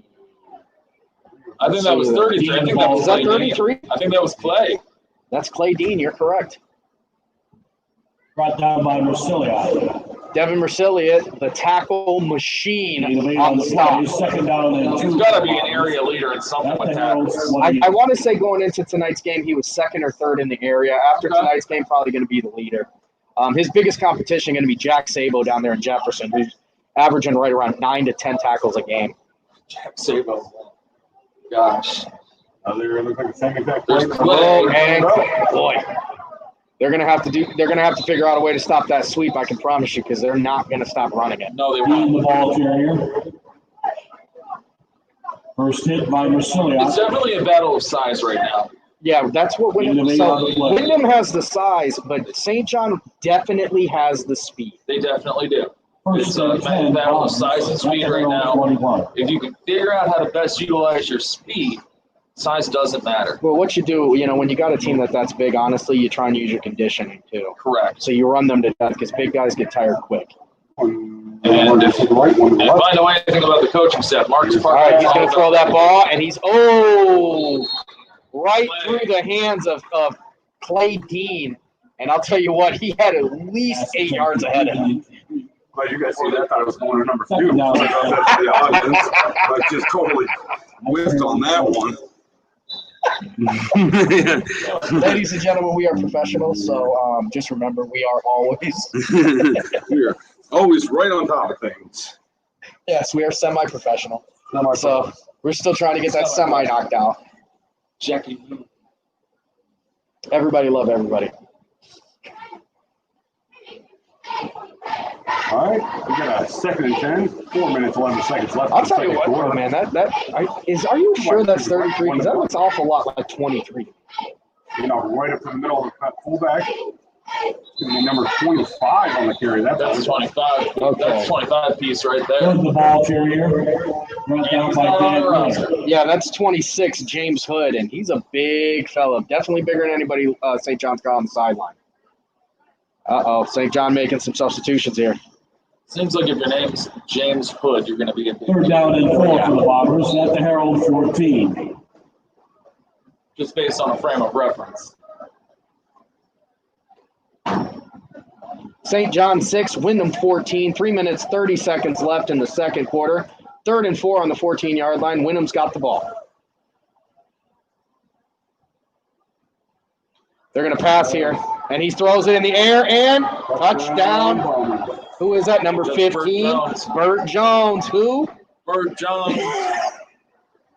And shot of Jones for the Wyndham touchdown. Just like I said, so I'm telling you that St. John's defensive coordinator pulling out his hair because I don't know how they're going to stop that. That seems to be happening way, way too easy. I'm concerned for Marcus's drug law. Well, even when they don't bite on the run, that play is I don't know if anybody's out there going to stop him. Burt Jones is going to be a problem. They got to figure that out. I think if I'm St. John, I'm telling David DeSalvatore, guess what? You just found a friend for the rest of the night, bud. Right, one left. Hand off right up the middle. Number 30. Fumble. Oh, fumble! St. John's going to stop the 2-point So St. John's going to stop the 2-point conversion. It is 20-6. Conversion is no good. They're 1 for 3 on 2-point conversion tonight. That's a good number. They know how to stop that 2-point conversion. But like you said, we haven't seen a kicker, so you know they're going to be going. Yeah, they're not kicking for sure. But, St. John, this is, they're down, but this is definitely doable right here. You've got kids that can make big plays. Tyler Cathcart showed that he can make the catches. Demario Hanna is back, which is a big addition. David Salvatore is due for a big play. David Fuentes. You've got Dan Miller, who's been very, very quiet as well. So, this game is far from over. St. John's got to, sometimes you have to dig deep and you have to find it. Correct. And on the homecoming game, you're really going to have to dig deep and find it. Absolutely. Homecoming is your biggest game for your home crowd. Alumni are back. Alumni are tuning in here. You've got to dig deep and show these guys the Herald tradition and how you're upholding that. Because make no mistake, school like St. John is steeped in tradition. Well, the tradition for St. John football is playoffs because the last time that they had 11-man football, they were in the playoffs. My sales manager, John Costello, he was telling me he went to St. John because of the pedigree of playoff football at St. John. Him and all of his brothers, Donald, Joe, everyone. There's like 20 of them. I mean, they were there, man. Wyndham out to kick the ball off to St. John Herald. That is an unintentional squib kick. Tyler Cathcart going to get that. Boy, he gets out of bounds because he was about to get lit up like a Christmas tree. Cathcart on the return for the Heralds. Knocked out of bounds. Big number 73. He's got some size to him. Yeah, he does. That's Darren Jones, big number 73 coming in there. I see Devin Mercilia, the tackle machine, getting put out there as well. First and 10 Heralds on their own 40. I want to thank everybody for tuning in with us tonight. St. John 6, Wyndham 20. 3 minutes, 16 seconds left in the second quarter. First and 10 on the 40-yard line. I'd love to see the Heralds get the pass. I do too. I just want to see one big pass, man. Stretching the field, number 33 is on number 60. They're going to get the sack. Yes, they are. You got to get on him. You got to block a little bit better than that. Seth Thomas is sacked by Clay B. They've got number 33 is giving fits all night so far to St. John. Lost about 5 on the play. Second down and 15 for the Heralds on their own 35.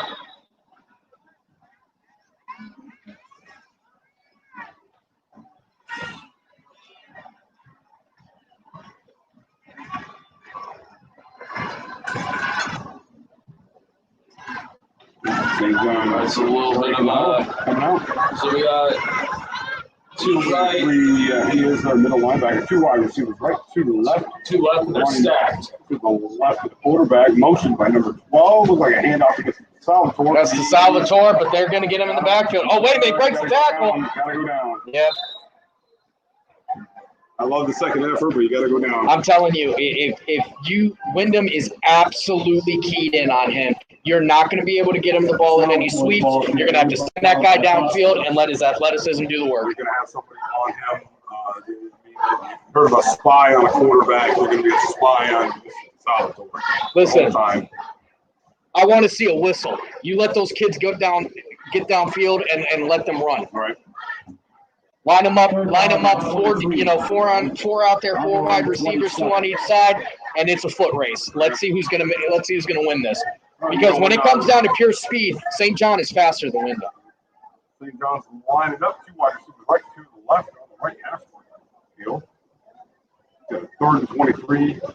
Motion by Salvatore. And all right, he's gonna have to get rid of that ball. Not about. And there was Doing his best rendition of Baker Mayfield right there, boys. That's deflected out of bounds. So that's going to be fourth and 23. That's a punt. You got to punt this ball away. This game's still very winnable. You're not going to want to make those crazy calls at this point. Not yet. We've got a minute 15 left in the second quarter. The Wyndham Bombers and St. John Heralds 20-6. Fourth and 23, like Sammy said. St. John's backed up on their own 27-yard line, getting ready for a punt. Let's see if Davey can kick it from his right foot instead of the left. Yeah. Let's see if he can get a couple seconds to make the kick.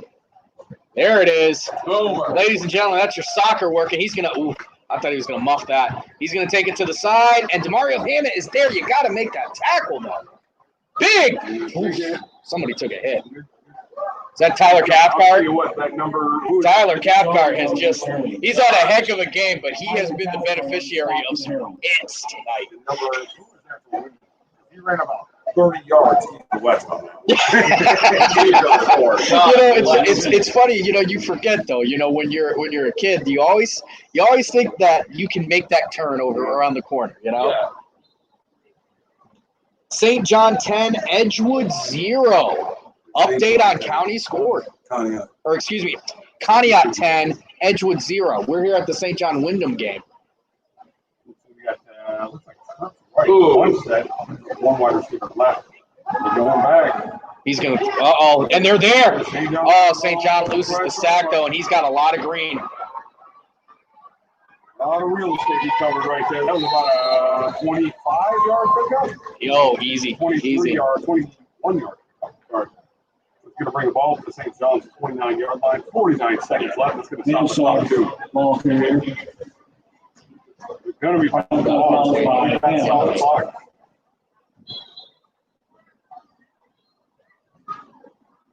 So Edgewood's offense seems to be stumbling against that Conneaut defense that Rocco Dobrin has put together.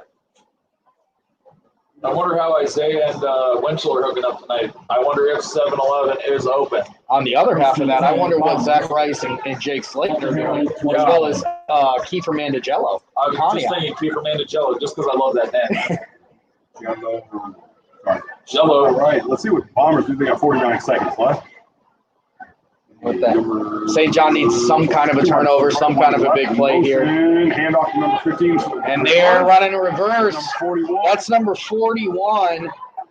And he's going to get a huge gain out there. And according to my roster, 41 does not exist, so that play doesn't count. Bring it back, boys. Brought down by Hannah. Set this though. The clock is going to start running. There it is. 37 seconds left in the second quarter. Let's see if St. John's got to keep them out of the end zone here. So you better put 15 guys on Burt Jones and get a heavy rush on the quarterback. Who? Got him. That's a big sack for St. John. Salvatore was going for a mild strip there. Who's number 54? Is that Jack Hammer? No. Second and about 20. Thomas Miller. They're trying to get there. They got 10 seconds. They spiked the ball. They give them 9 seconds. They're spiking. So that's a huge play for St. John there. Getting that sack, you stop that momentum, because if Wyndham gets in the end zone here, it's a much, much tougher hill to climb. They're up at that point by 22, and you got to start worrying about that next score becoming that running clock. Yeah. One of the other points that was just brought up too, those 2 timeouts that they burned off kill them here. Yes. Because they don't have that, and now their offense is going to stall out. At the Herald. But Delgosh has those 2 timeouts. They're not going to have time, on offense, unless, of course, they get the ball back. But even that, I don't see. At this point, you're trying to keep it 20-6 going into the half. I can't remember who got the ball to begin the half or begin the game. I think St. John did. Okay, so they're kicking away. So it's even more important here. Right. You guys got to keep an eye on 15 because we got a holding call. 15, he overthrows him. I think that's going to be offsides. No. Encroachment. Illegal motion. Shift on the Bombers. That was close. Hey, that's I had close. illegal That's really good for a line. illegal Dude. something. It was illegal no matter what. You get a yellow flag for it. Ron Cole on the call. But I do Joe Rich. Who's it on the sideline? I don't think that should stop the clock, though. It does. It stops the clock every time. No, it's an offense. Oh, no, you're right. It's an offensive penalty. It shouldn't have stopped the Something clock. wrong for I don't know exactly the rules. I'm probably wrong, but It should start as soon as that ball's set. Now, there's going to leave one play left for the Wyndham Bombers. so you get back there and you guard this. St. John's got to get back. And they're back. You Pressure throwing it up. got to get up. You got to get your hands up. Is that an interception? Nope. Close. Big stop by St. John. That's the way you stop. That's the way you end the half. That's a great play by the St. John Heralds. Bombers 20 and the Heralds 6. God bless you. Thank you. go to a little halftime show here real quick, talk to everybody, and then we're going to take a quick break for ourselves. So,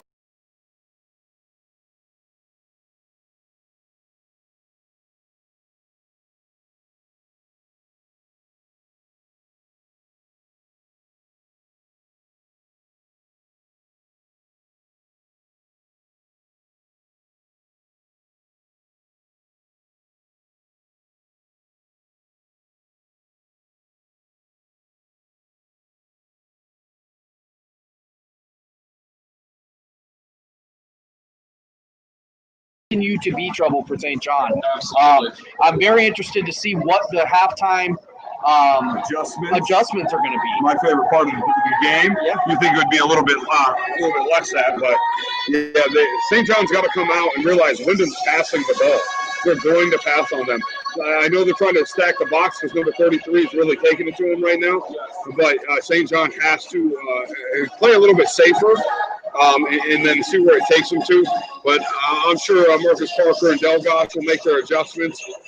But Wyndham has really taken it to St. John when it comes to the passing game.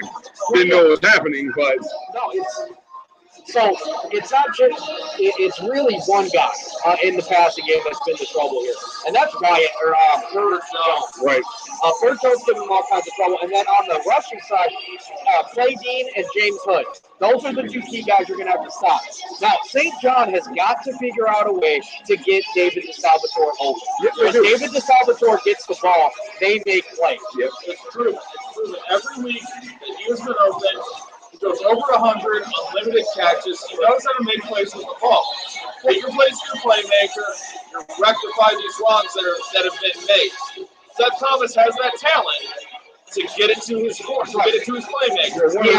One of the things, the Wyndham Bombers are sending the blitzing just about every down. St. John needs to, I mean, in my opinion, there's nothing wrong with having 4 wide receivers out, but bring one back, have a running back in the backfield to help block for number 9, the quarterback for St. John. I can't think of his name right now. Seth Or Thomas. you know what? If they're going to send guys, then you go back in that shotgun set. You go 4 wide. You send them verticals down the field because Wyndham's not going to be able to keep up with those guys. Not And at Seth Thomas.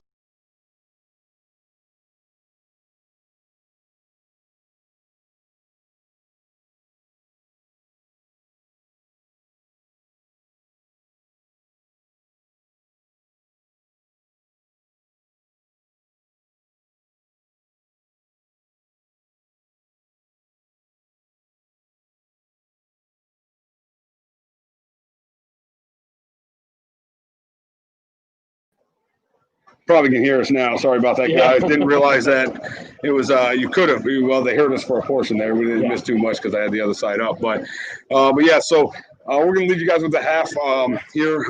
Don't forget, stuttering over myself here, but So our sponsor for one of our newest sponsors here, or our only sponsor at the time right now, is Made in Ohio. So Made in Ohio is going to be for all of your personal apparel customization. Yep. They're going to be able to make you anything from your West Junior High basketball jumper to an Ohio State T-shirt with your name on it. That's right. Whatever you want, they can do it. He has no minimum requirement when it comes to orders. He also has the fastest turnaround in town. He is going to be the sponsor for our Players of the Week all year this year, and also running a special right now: 100 T-shirts, $5 a piece, or 50 T-shirts at $7 a piece. So if you need some custom apparel done, go see Made in Ohio down in beautiful, historic Ashtabula Harbor on Bridge Street.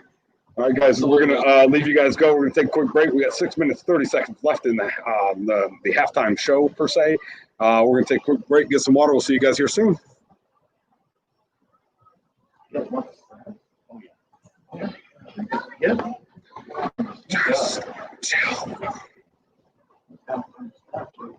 Oh, thank you so much, man.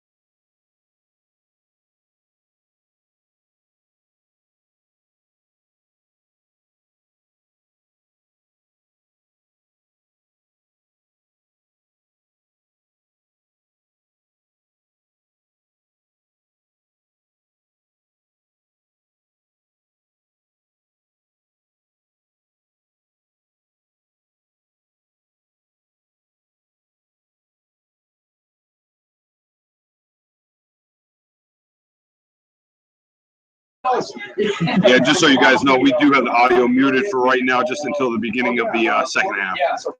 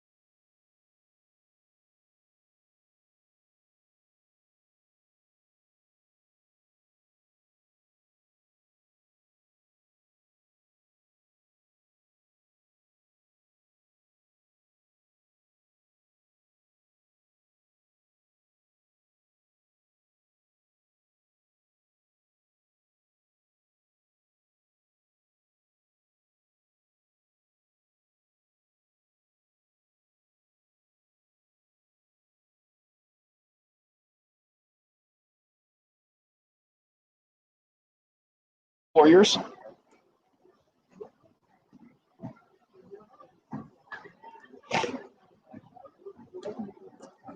Let's see, range is up on Jefferson. So evidently there's a coach lockout down there. It's probably going to help that out. 2-point conversion is going to be no good for the Wyndham Bombers. Good. So that's going to officially put the Wyndham Bombers up on the St. John Heralds, 26-26.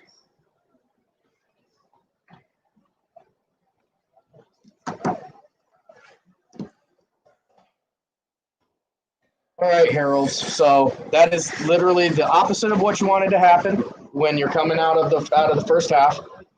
Fortunately, there's 11 minutes and 40 seconds left in the third quarter. You got a lot of time to make up for that.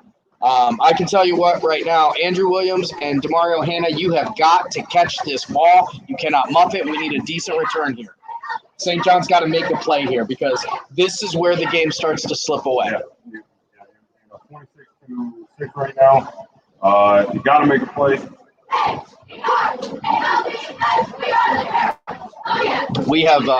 We've seen this a couple times, and this is a turning point. This is where somebody's got to make the big play here. I don't know who steps up here. I can tell you that they are doing their best to keep David DeSalvatore out of the game, so that just means somebody else has to step up. Yep. All right, so the Bombers have to kick off at the St. John Herald. Again, score 26-6. Wyndham Bombers in Herald. And we're off. Let it go. Oh, you got it. Someone's got to get And on. they keep the ball, yes? Okay. Which one would be tempted when that ball is that close to the sidelines that you just let it go, let it roll out of bounds, hopefully? Well, yeah, because if it rolls out of bounds, I think in high school you're getting it on the 35. Well, then again, they are on the 31-yard line. Yep, 32-yard line of the Wyndham Bombers. So St. John's going to come out. Okay, we have no volume. First and 10 Heralds on their own 32. Do we have no volume? Two No, we got it. We're good. We got volume. wide receiver trips right, motion left, Seth Thomas going to break out here. trying to get outside, but he's not going to make it. So he's going to get about, 3 on that? Seth Thomas, the ball carrier, Yeah, actually, they can give him a little bit. knocked out of bounds by Churchill. No, sorry. No, he's going to get about 4. No, they move it back. It's I was looking at the ref. So he gets 2 on that carry. It's 2nd and 8 on the 34-yard line. St. John 6, Wyndham 26, 11 minutes, 27 seconds in the third quarter on the 34-yard Gain line. about 2 on the play. Second down and 8 for the Heralds on their own 34. We got 11:27 left in the second quarter, or I'm sorry, third quarter. George, say this, maybe? Yes, sir, I did. What you got? Got to see Seth Thomas open it up here. I want to see the kid show off the guns. David Salvatore moving down there. Right. And St. John's going to jump off sides there, and that's going to hurt him. Legal procedure on the Heralds.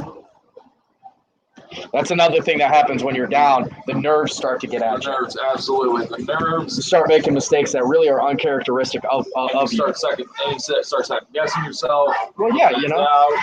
St. John's got to remember here that no matter what play they make at this point, it's not worth 21 points. So you're going to have to win this game each play. If you treat every play like an individual game, you're going to win this game. Correct.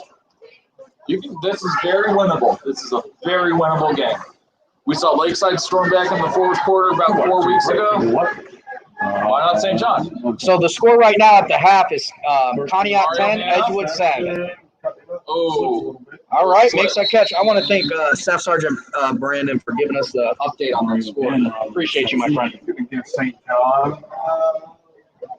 We're friends all the way until we play in fantasy, and then I don't know you. Back to looks like Third down and 10 for the Heralds on their own 32. Yeah, I mean, I can see what the problem here is. With trying to run a deep pass here is Seth Thomas needs a couple minutes to throw the ball. he does. Now, the offensive line has not struggled like they did against PV, but the struggle is still apparent. So they're going to go empty set here, and I might get my wish. Let those boys go out there and run. Dave's ready to run. And there's Seth Thomas going to show off the gun. Is that catch going to get made? Oh. I'll tell you what, I thought Tyler Cathcart was going to go. I thought he was going to go behind that play and make that catch. I do too. Dan Miller's got the athleticism. Yeah. Well, that was Cathcart. Yeah, that was Cathcart behind it, but it definitely wasn't intended on him. That's heads up wide, heads up as a receiver. Salvatore's back there to punt the ball again. Yes, sir. Davey DeSalvatore back to punt. You got David Fuentes blocking as the up blocker. Andrew Williams on the outside. DeMario Hanna closest to us. Do we see a little trickery? I'll tell you what, Delgosh is not happy. I'm not sure what's going on there, but here we go with the flag. Is that going to be? I'll throw it on the Heralds. Back them up another 10. Legal procedure on the Herald. Got a legal procedure. So now St. John's starting to make some mental mistakes here as well. You gotta chill out. Remember, you got time to win this game. Wyndham is not incredibly fast. You are much faster than them. Back to receive the kick. Audio keeps cutting out, is what I was hearing. Oh, but that looks like that was earlier. Oh, and he muffs the kick. You got to make that play. Oh, my gosh. We got a flag on the play. It's 100% going to be clipping because I saw about 3 different instances on that play. But, St. John is leaving some plays on the table here. When they're muffing those kicks, DeMario has enough speed that when that kick gets muffed, he should be picking that ball right up off the ground. The Bombers.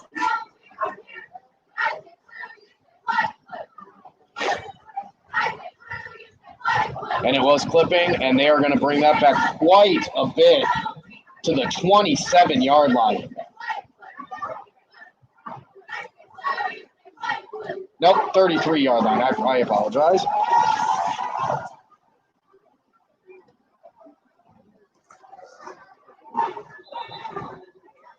All right. When the Bombers take over at the 33, like Sammy said.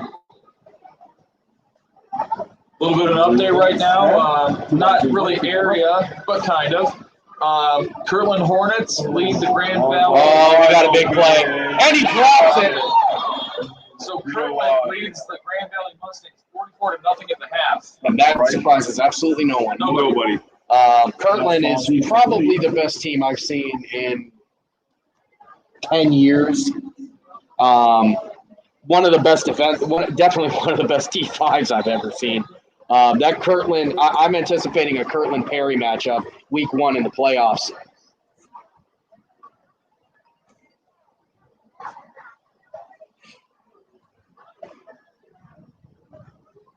All right, so let's see. St. John's got – and it's tough because they're passing and then running, and then they don't seem to be able to catch themselves in sync. Yeah, I'll tell you what St. John needs. There it is. And they stop him, though. Tackles, man. They're oh, God, you got to make it was about a 1-yard gain, and then he just shook them off and then went going. St. John needs somebody to get them hyped down there. I don't know who it is, but somebody's got to get them boys hyped. Brought down by Johnston. I see, flat. They seem a little bit flat at this point. On their own 46. So we got a 3rd and 3 for the Winter Bombers. 9:34 left in the third quarter. 2 wide receivers right. We're going to have a handoff right in the middle. Number 33, which is kind of plowing ahead. And he's just dragging. No, St. John's going to push back, though. They say the door's going to be closed. He's going to be about an inch short. Is he short? So it's 4th and inches? So here's what you got to ask. St. John, you're going to load this box up no matter what. But, Tyler Cathcart back there playing free safety. He's got to understand, keep your head on a swivel. DeMario Hanna also, keep your head on a swivel in case they pass. But you send the house here. Yeah, you have to. The thing is when you're sending big blitz packages like this, you really got to trust your defensive backs. Box, 1 wide receiver left. Right up the middle, that's going to be first down. Yep.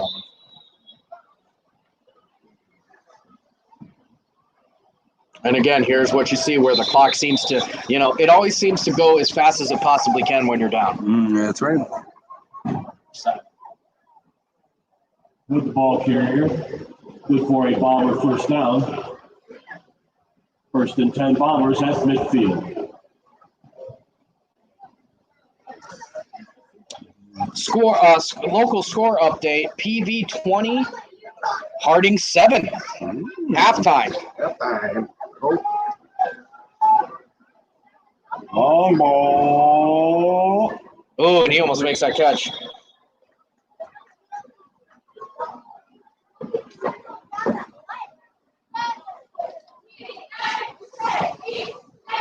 Pass is broken up by the Heralds. Matt Miller.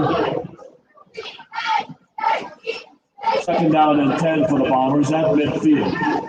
Obviously, David Fuentes in on defense right now. How's our audio, Sam? Still doing good? Looks like we're muted. No, we're good. We got another thumbs up. The 2 wide receivers up, 1 in motion. Number 33 is going to take the 41. I'm sorry, going to take the 41, I still have no idea what this kid's name is because he is not on the roster sheet. Ricky Jones, the ball carrier. Ricky Jones, so we'll know it for the rest of the Ricky night. Jones.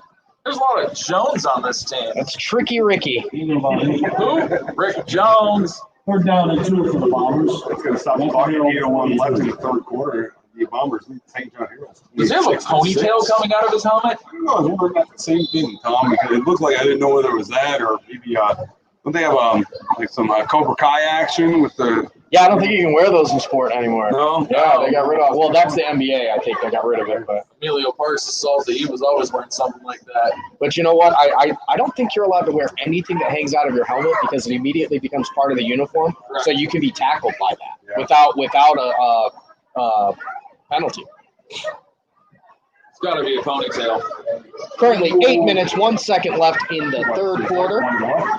St. John 6 and Wyndham. Oh, and they missed that first tackle again. Clay Dean. So The ball carrier. St. John 6, Wyndham 26 here in the 3rd Still out quarter. on the stop for the Heralds. Another big shout out to the Spire Institute. Really appreciate them having us here.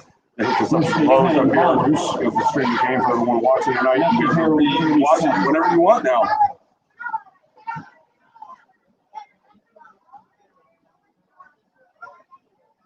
Gosh, what a night for football. It's a beautiful evening out. Yeah, you can't beat this temperature. This is Timberlands weather. Yeah. I should have worn my Timbs. St. John's got to make a play here. The Wyndham comes out. Quarterback Ricky center. Jones. Mr. Jones is out to the left. So they've got Ricky Jones and Burt Jones on the same side. They're going to give it to Clay, and he's going to find the corner.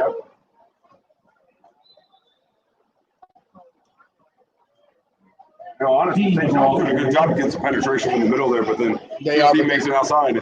You missed that initial tackle. That's what's killing you.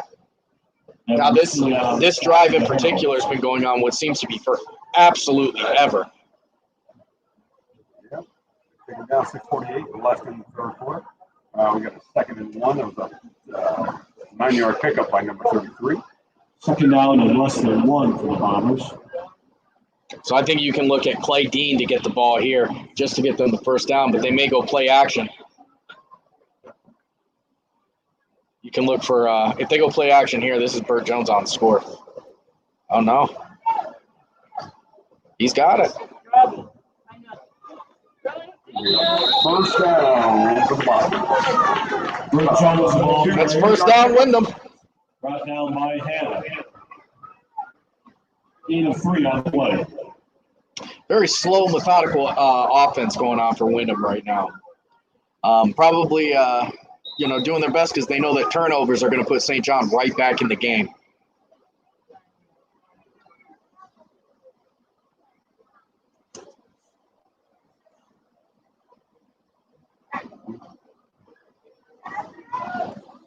Let's see here.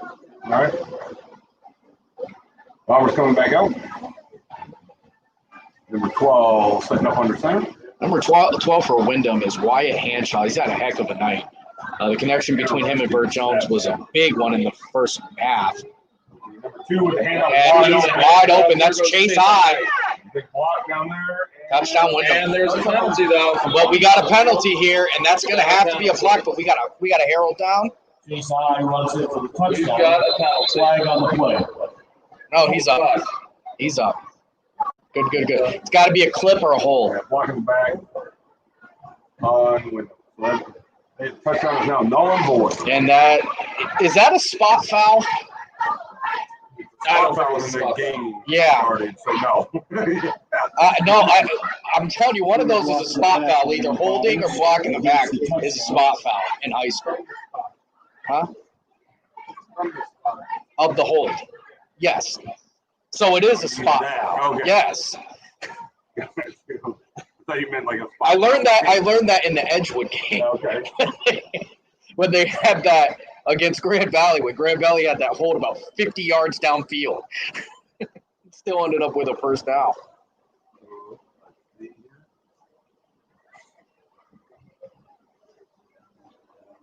So Wyndham lining up in the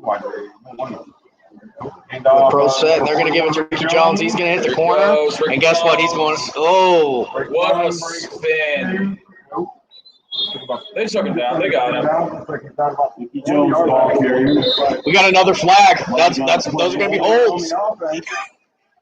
Listen, guys, you know what I'm going to say Wyndham is doing at this point? Shooting themselves in the foot. God bless America. That's going to make that gain. So now it's going to be first and about 150. I don't know that that's possible. But No, we're going to have to go, boys. Well, you're going to have to score twice here, boys. No, so that's going to be what? First and 20? No. First and 19. Yeah, first and 19. Looks like the Bombers are going to take their first time out of the half. Bombers, Hey, to your back left. I'm absolutely sure that Back left. they take the timeout so the coach can look at the whole team and just say, stop holding. I just thought I'd say hi. All right. All right.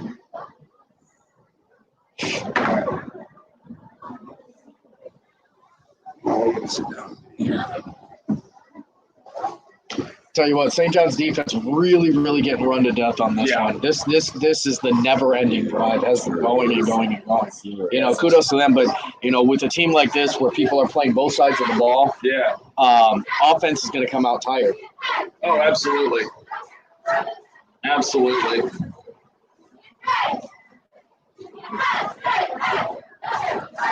Now, what would be really interested to see is how does Wyndham recover from having big plays, shooting themselves in the foot? How do they rectify their wrongs here?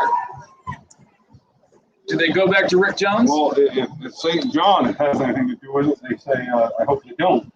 But yeah, they're going to go back to Rick Jones or number 33. Rick Jones. One of the lines up 2 wide receivers, right? One to the left. So they're going to go to 25. They have him? That is 25. It's 25, yeah. 25 also not on the doggone. He doesn't exist. Yeah. James Hood, the ball carrier. James Hood is 25 on the field and 26 on the roster. He's still out in Fuentes on the stop. 26 on the roster, Devin- 25 in our hearts. Devin the Machine Mercillian on the tackle because the man's absolutely everywhere. The Machine. I like that name, Sam. Devin the Down Machine. at 18. You are a At nickname the Herald's factory. 33. You know, I'm good at some stuff. Don't sell yourself short. You're great at a lot. Second and 18 for the Wyndham Bombers. Bombers lead the Herald 26. Did you get a fresh cut? I did. I had to go. Listen, I forgot. The next time we go, I got to give my boy Trevor Hudson and Mario's Barbershop in Perry, Ohio, a big shout out. Oh, yeah. Because I went in there looking like a Geico commercial, and I walked out looking like a regular man. Right. Broke out looking like a prince. Like a pass play. And they go screen over the Ready top. to That's, play Dean that's Clay Dean, and that's going to be a Wyndham first down. again. No, that's not. Yeah, Second and 19. He was close. Where did he step out? Knocked out of bounds by Miller. Got about 12 of it. Our Still man gets about- understands Nick Billman coming up with some corrections and such. Our stat corrector. Not only professional, but in high school as well. At the Having Herald's a man like 31. Billman is invaluable on I'm this telling team. you. I Because he guarantee is not afraid to correct you around any junction. when this NFL season is all over, I'm putting my money on him to have the best record, and I'm included in that. He's going to pass, and Dean play, and he walks in there untouched. Jefferson game getting opened wide open again. 34 South Range, 14 Jefferson. Now we have to start worrying. They just got to 32. They don't have a kicker. They're going to go for 2. If they go for 2 and they succeed, we start having a rolling clock. No. It won us by 28, isn't it? It's 30. We found that out last 30. night. Okay, excellent. Okay, thank you. Apologize to the goalies. Yeah, no, thanks. We got a big shout out to Coach Butchko because he's the one who put us up on that rule. I just want to shout Bushko out for everything, man. Oh, yeah, he's the man. He knows that. He knows that he's the man. And he's my neighbor.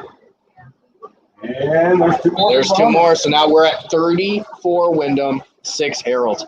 Herald's offense got to get hyped up here. Somebody's got to do something. Do we see maybe Ian Fuentes come in for like a change of pace at running back? I don't know. I'm not sure. I don't see what Andrew Williams was very coming on the field. Andrew Williams was very effective. It's kickoff time. Oh, excuse me, Ryan. I apologize. Andrew Williams was pretty effective at running back for a couple times when he played, so maybe you can switch up something like that. I really think the big thing is if you can get Seth Thomas a little bit of time to throw that ball and get the hands in the balls of DeMario Hanna, Dan Miller, obviously David DeSalvatore, Tyler Cathcart makes a huge play tonight. You got to get the ball in the hands of one of those guys because the offense stalling out. It's 6 points. They scored 6 points in the first quarter, have not touched the end zone since. Correct. Want to send, while we got a minute, a big shout out to Made in Ohio, who's one of our official sponsors of 440 and Goal here. Made in Ohio makes custom apparel from T-shirts to athletic gear. They also make banners and all kinds of other things. If you want anything customized, go check out Made in Ohio, beautiful Ashtabula Harbor on Bridge Street. Tell them 440 and Goal sent you. Maybe we'll get the 440 and Goal hookup. which the hookup is just them saying, "Oh, that's cool." They don't got no pun. Yeah, no, ain't no special. Just tell them we sent you. All right, Bombers stop. Set to kick the ball off to the St. John. So Andrew Williams and DeMario Hanna back to receive the kick. I can assume they're going to do that high squib kick thing. Yep. Andrew Williams picks up the kick, and he's got to get downfield, get there now.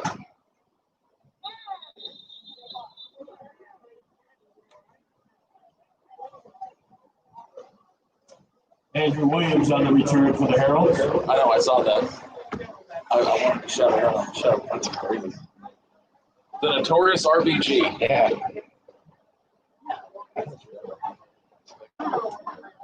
She was 87. Yeah. You know, it's fun to watch. It's a bunch of little kids hitting themselves on there. Not hitting themselves in the head, are they? Sure. Flashbacks to Verizon. St. John going to line up out here. Seth Thomas in the backfield. Two wide receivers to the left, two to the right. Motion to the left. Bring David DeSalvatore in the option. No go on that. No go on that one, boys. So, like we said earlier, Wyndham is keying on certain players. They're getting the penetration that they need, stopping them at the line or behind the line. Delgash has shown he has the speed. He's shown he has the innovation to get to the outside. I think we need to see Delgash do that now. It definitely needs to be a change of something. Seth Thomas is coming out. He looks fired up.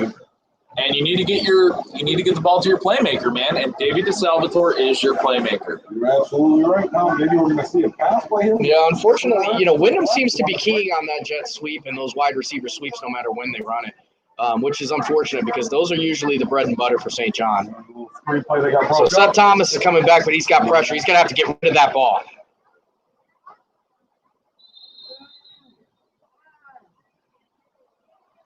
Thomas's pass falls incomplete. Coach Park one of the things I noticed with Seth Thomas when he breaks out, he's left-handed. Correct. So you really It's going to be a personal. I'm sorry. they're going to call intentional grounding on that. When he's breaking out in a bootleg, you almost, just because of him being left-handed, want him to go the other way. So you almost want to load up the other side of the field and play into his arm, because he seems to be stopping and having to, reset himself rather than giving him the ability to potentially throw on the run. Correct. When you're throwing across your body like that, you're never going to. But then again, I guess you can't really predict where the pressure is going to come from. So they keep coming, strong side on him. And Sam, you're absolutely right. I mean, you can't throw across your body and hope for success. You're not Patrick Mahomes. That's the only person I've ever seen being able to do that. So no not Seth, but yeah, it's unfair how good he is. All right, and scrambling, long ball. Is Hannah going to come up with that? Oh, DeMario. You could have been super DeMario there. That is an absolute heartbreaker, because DeMario Hannah is 100% in the end zone. And you can see through his body language that he knew it too, man. So now you got to you dust yourself up, you get your butt back in the huddle and get ready to play. But what was nice, Delgosh does go out there, calms his player down. Like you said, that play wasn't going to be worth 30 points. Ladies and gentlemen, we got an update to the score. Edgewood scores again. The score currently over there, 13 Edgewood, 10 Conneaut. Oh, gosh. Bushko's loving it. And up, and bad little boot. Hey, and St. John gets the bounce. Let that thing go. Don't give up on that play. It may be a world record. Boy, if you set a world record. Sorry. It's not a world record. So that could be a record for St. John's. 54 yards on the punt. And that is NFL status, 54-yard punt. Yeah, that is a nice punt, 54-yard punt. That's better than any, Last time I saw a high school player do that, it was Jordan Newsom. Legitimately. Jordan Newsom had a leg. You know what, though? Who's Lakeside's punter? Because he booted one big time. Did he? I don't know. The last game we covered. Oh, gosh. I think I actually do. I think he's got the county record right now. It's like 70 yards. Dear Lord. Yeah, he had like a 7. I mean, obviously it wasn't 70 in the air, but yeah, he absolutely crushed that thing. Wyndham's going to take over on their own. Stevenik. Oh, gosh. Stevenik on the kick. Boy can kick.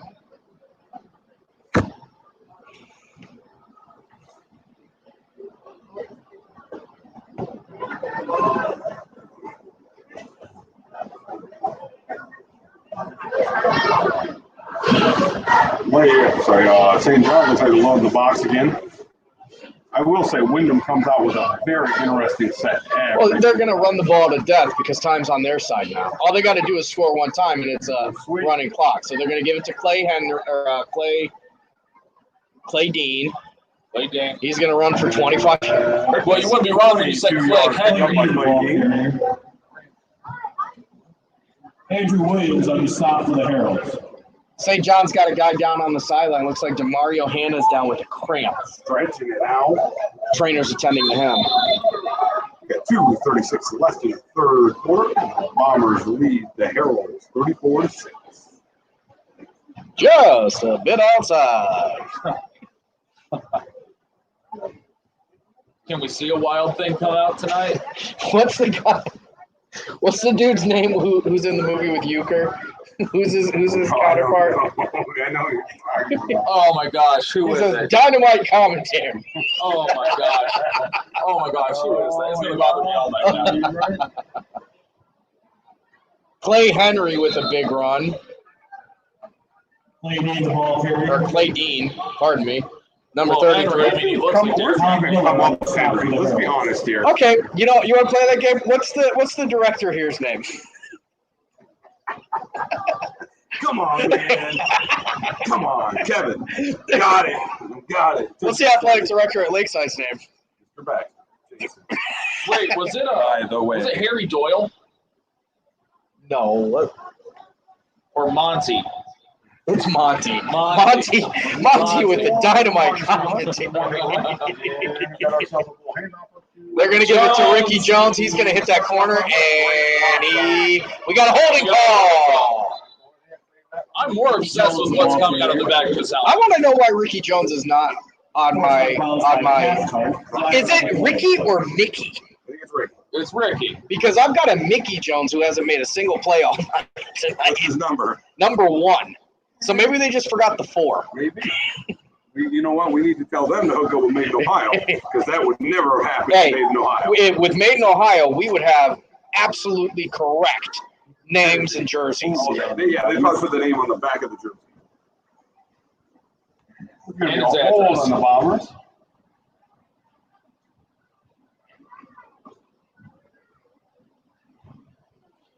One minute, 25 seconds left in the third quarter. St. John 6, Wyndham 34. First and 10 on the 40-yard line. Wyndham is trying to score again. And the way they march down the field, man, it's This is, honestly, I think St. John at this point is tired. they are. And that's just, it's one of the problems with having a smaller team. Stop you diving before you can get another. Number 15, fumble. they got a fumble. Burt Jones was on that one. Does St. John come up with it? I don't see any excitement if they did get the ball. Still won the ball. Sorry, that was about a 7-yard pickup by number 15 for the Bombers.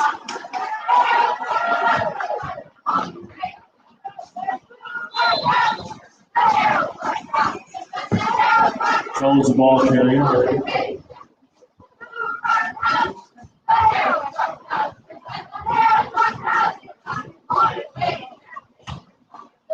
All right, get a little action. Wyndham has a band over there. I don't know how we haven't heard that all game. Where?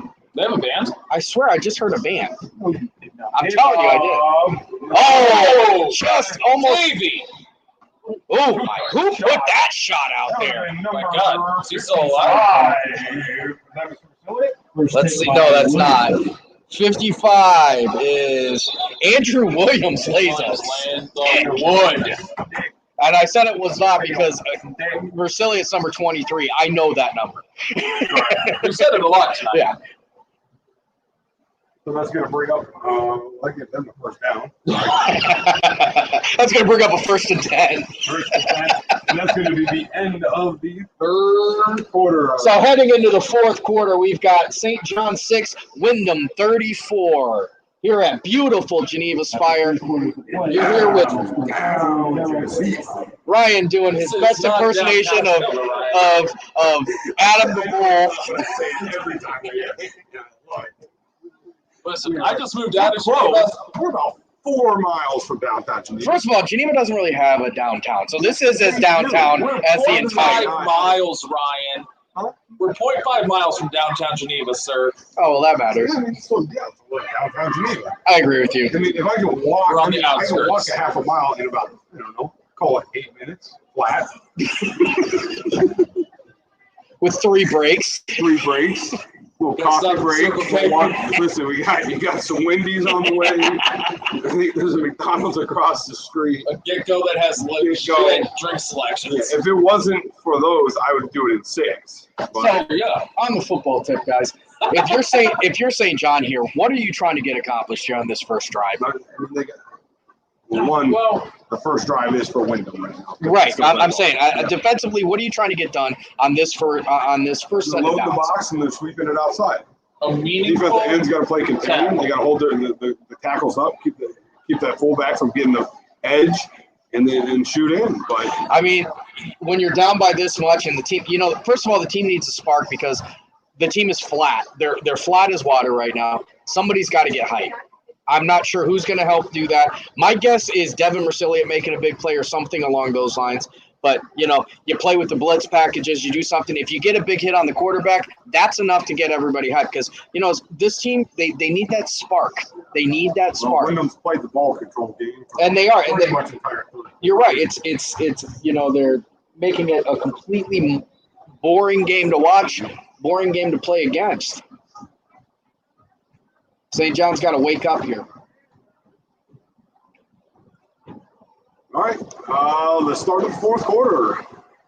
Wyndham comes out, still in that shotgun set. 1 wide receiver headed to the right, 1 to the left. No, I'm sorry, under center. I apologize. Here we go. Mickey ball. Trout on the ground. Jackhammers. And does St. John get that pass? Ball on the play. This is a big play. This is a big play. With a ref call, where it's going, please. Ball's recovered by the Bombers. Bombers get the Jackhammers ball. was in there. Make no I mistake. think that, get a little enthusiasm. Throw it out which way the ball's going. Well, yeah. Referees need to wake up too. That was a big play by St. John, though. So now build on that. Build on that. Get hyped. And rock and roll. Well, I'm going to tell you something. Jack Hammers is angry that he wasn't able to recover that. Well, so- sure. I mean, Devin Mercilliot was actually the one in there on that play. All right, Bombers. Let's see. Under center. One wide receiver left. And we'll sweep back. They're going to go back, and there you go. Now that number, that's Jackhammers. Jack Ray and the hammer in the backfield. You got to do that. Do it, baby. Big play, St. John. That was very good. That was a very good play by him. It's another big issue that it seems like St. John's having is just that open field tackle. Correct. Well, that's what I was Be able to capitalize on the game. You're right. One of the things I was talking about was missing that first tackle. If you can get that first tackle, this is a different ball At game. least slow them down, and they're going to swarm. But So now it's 3rd and 18 on the 37-yard line. It's fourth quarter, 10 minutes, 47 seconds left. 37 seconds, pardon me. Wyndham 34, St. John 6. St. John's defense has some stuff working here. Little bit of energy going on here, and they're back in the backfield again. And There you go. that's David DeSalvatore on the tackle. Big play, Davey. Big play, David DeSalvatore. Now it's going to be 4th and a mile. 4th and a mile. Nice. oh, God. So now you got Tyler Capstart going to go back on the punt. No, just.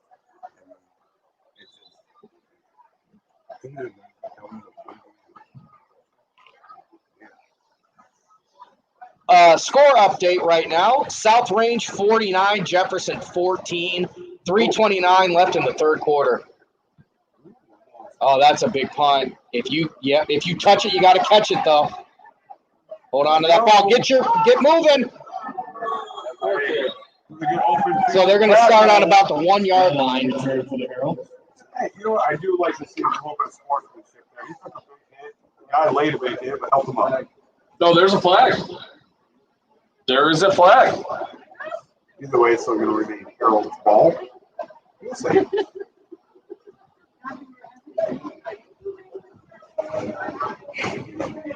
Yep, it's on the Heralds. So that's going to bring them half the distance to the goal. So I'm going to Which is about 13 inches. Dear Lord. Just a bit outside.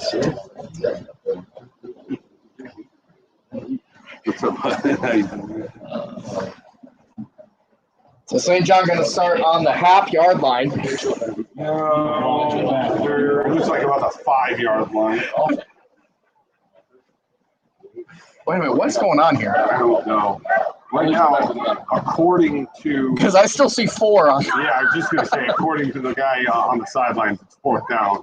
All right, there we go. We're back There at it first. is. So it's 1st and 10 on the 5 yard line. Yeah, 5 yard line. Maybe 4. We're looking for the beanbag, folks. Oddly enough, those were some kids that were hitting themselves. So That's my niece, Jaylee's. Sounds about right. here we go. St. John lines up 1 wide receiver right, 2 to the. I'm sorry, 2 wide receivers right, 1 to the We got left. somebody going in motion. And I mean, that had to be a gain of 1.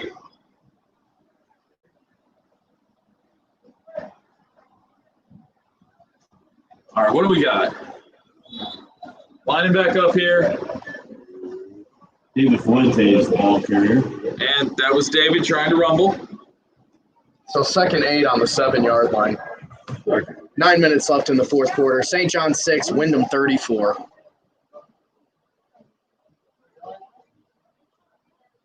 Two wide receivers right. We got Devin Mercilliot spread out wide, wide right. Under the center. Back. Looking to pass. Scrambling.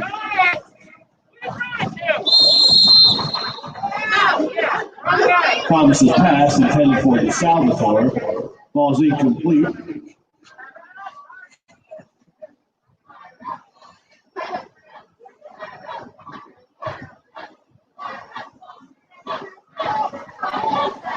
A couple of hot seats right here for you. Pick your poison. Third down and 8 for the Heralds. On their own side. Down, Nancy.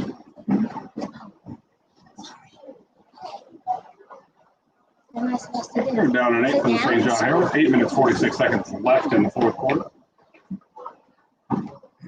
So we got St. Captain John. Anderson spread out wide right. To the left. Shotgun. Try and make some chunk plays here. Yeah. All right, he's going to go. He's breaking out. He throws the ball downfield. Floater. And Comes back. I'll tell you what. With the presence of mind, That is a big immediately play. go to defense. You're right. That is a big play by David DeSalvatore because that was going to be an interception. Yeah, he absolutely was. But David DeSalvatore is showing why he's a multifaceted athlete on defense here, switching immediately from that offensive mindset to defensive, still contributing in the game. I'll tell you what, he's got to be, he really gets away with one there, and everybody, not a knock on him, but it's 100% offensive pass interference there. They don't call it. Thankfully. But, that's really the smart play. Even that offensive pass interference on an interception is always the right play. Yeah, you're not wrong. Let's see. 2 wide receivers set right. 1. So, and they're right, they're right on the 7-yard line. Oh, they're punting. I'm sorry. Thanks, Nick. Here we go. That's a big punt, Rick Jones and goes he down. falls down on it. I'm pretty sure his name is Mickey Jones. Mick, Salvadore's let's just go punt is down Mick. at The the Mick. 44-yard line. I do apologize. I thought that would be the best. We've been fooled before. It's a bold strategy, Cotton. Let's see if that one works out for him. Michael McDonald once sang a song, "What a Fool Believes." Don't forget, all 11 viewers, please head over to Facebook and follow us. We are over on YouTube, too. If you can help us out and go over there, click the notification bell and subscribe. If John Mellencamp ever wins an Oscar, I am going to be a rich, rich man. You got it, Kevin. And listen, hey, for anyone who has been trying to access our website today, we did have a bit of a server issue. It is in the process of being rectified. Nick Billman, a contributor for us, will be putting up some very good Browns knowledge here soon, especially after that big win last night. So definitely looking forward to that. The website will be back up probably by tomorrow morning if I can get Bluehost to cooperate. But, 8 minutes. shouldn't be rocket appliances, but it is. In the fourth quarter, the Wyndham Bombers lead the St. John Heralds 34-6. Tell you what, just speaking about some of the games in the South County, Jefferson gets the score out there 49-14. The second half has just not been kind to them this year at all. They've been in it very much for most of their games. Second half has just kicked their butt up and down the court, up and down the field. Do we have any updates on PV? Yeah, that's what we're trying to grab right now. Okay. I tell you what, it is a little chilly outside tonight. First cold night we've had. I have never been cold in my life. Summer's over. Hand off right up the middle to number. What's the beauty about having some paddock, Sam? I think that's why all three of us are fortunate. That's exactly it. I'm ready for The dad bod is back. No gain on the play. 8 minutes, 13 seconds left in the fourth I quarter. used to want to look like Pauly D from Jersey Shore. Now I just want to look like Leonardo DiCaprio. Bring up a 2nd and 10 for the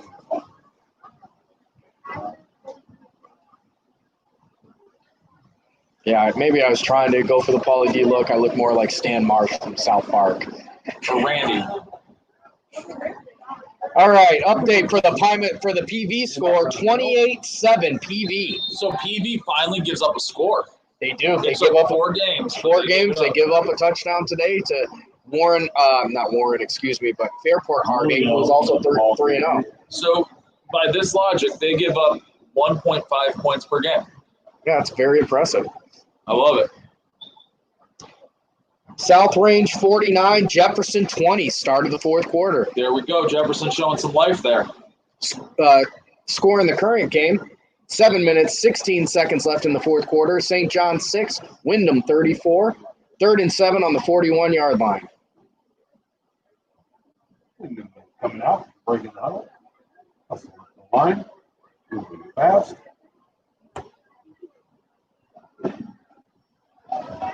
One wide receiver set left. Looks like one to the right. And nope. St. John's in the back. Oh, they missed the original tackle though. Oh, St. John puts a bigger hit on themselves than they do the other team. Brown with the rush there. Trent Brown, who's the name we haven't really called tonight for Wyndham. No, at this point, you might get to see a couple younger guys for Wyndham. The game definitely didn't go in the way Coach Delgosh wanted it to happen tonight. But you're going to have games like that. They started off the year hot, and trying to get some things figured out.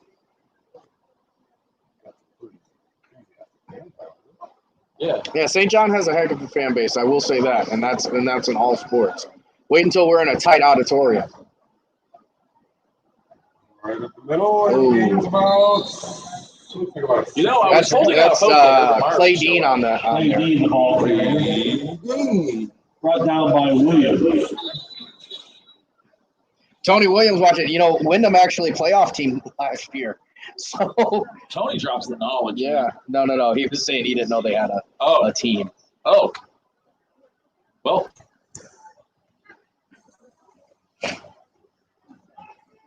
I want to talk about a family of athletes. Tony Williams is grooming some athletes. Oh yeah, and we're gonna get live and in color on one of the best athletes in the country for this junior high game we're gonna cover in a week or two. And Wyndham just finding the lanes. Chase eye right there, man. Eye the ball carrier. Brought down by Tyler Cathcart.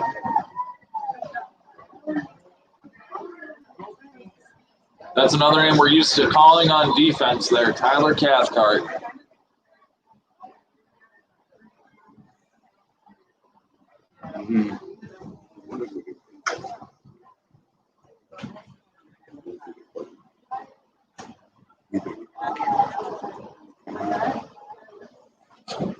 Pulling them out to one wide receiver right, to the left, one to the left, and off to number 50.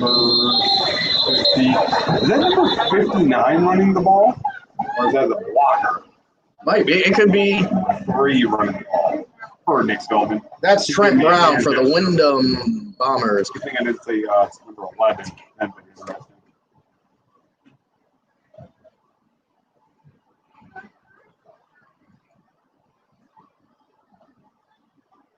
Want to thank everybody for tuning in. Tony, we're going to be covering. I was told that there's a night game coming up against Geneva. So that's going to be a Saturday night, and we're going to go cover that as the Lakeside Junior High takes on the Geneva Junior High. Number 33, that's Clay Dean.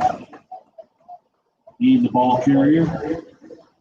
Brought down by Williams. End of the third quarter, Edgewood 13, Conneaut 10. Ladies and gentlemen, we have a ball game over there.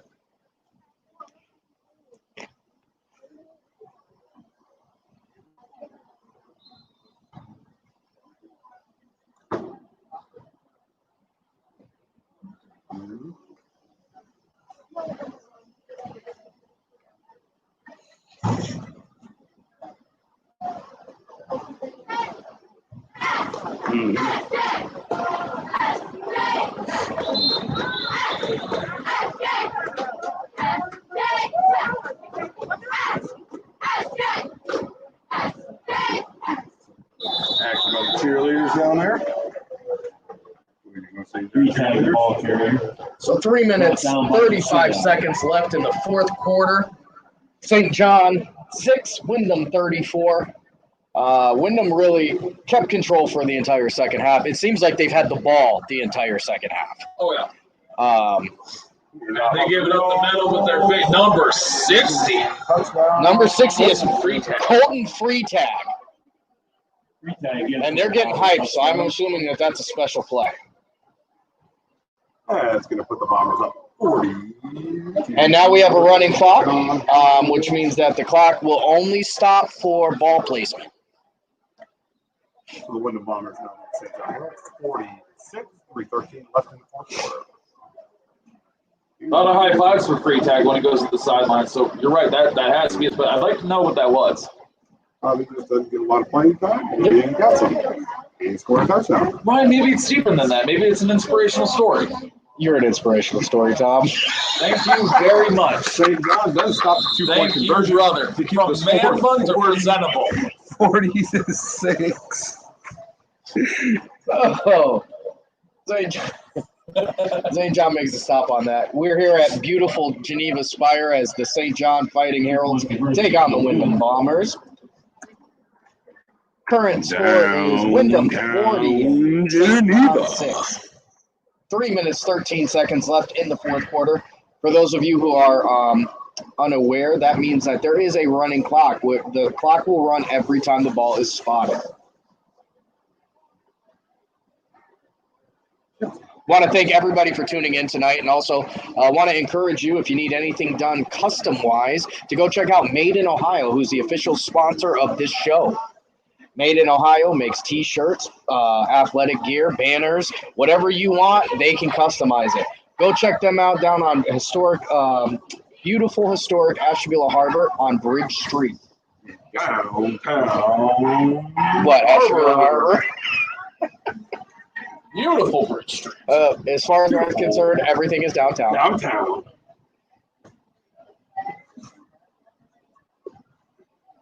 Circle K on Main Avenue, Ashtabula. All right, we got Ashtabula. update on the score. Conneaut 16, Edgewood 13. Scoop and score after a high snap during a punt. Dogfight going on over on the east side. That is, and you know, I think I did say that was probably going to be the game of the week, didn't I? You did. Actually, we both picked that. Yeah, I knew that was going to be a really, really close game out there. They're going to kick that. Oh, and it walks right by him. And now you got to run as fast as you can. Come on, Which is faster than North and that. south is the way to go, and east and west is not the way to go. Well, he's a young player. He's cutting his teeth right now. He's going to learn from those mistakes, and he's going to be better for it. Yeah, that's one of the problems with kickoff is it's hard to maintain your composure.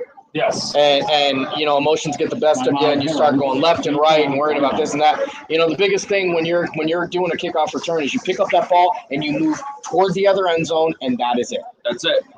You're not Dante Hall. You're not Josh Cribbs or anybody else. Robbie Drummond. I just noticed that. Marcus Parker reference there. He loves those Lions. You can fix that. Yeah, Not here. You can fix it after the broadcast.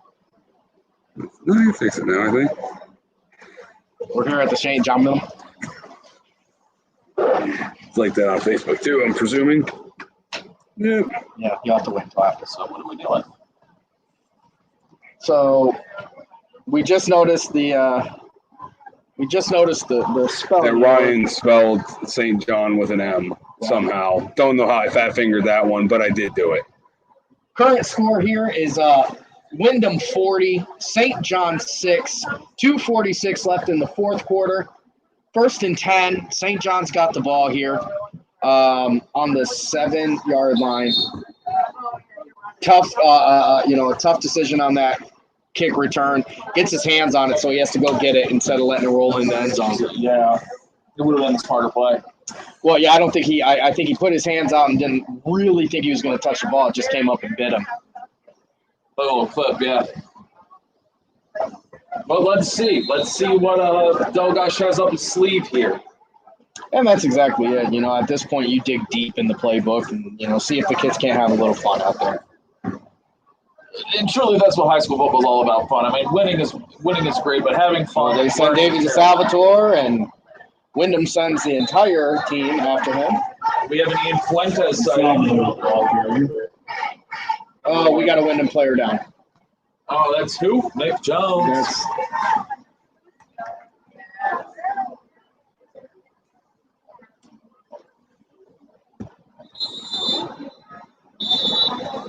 Nick Jones, excuse me.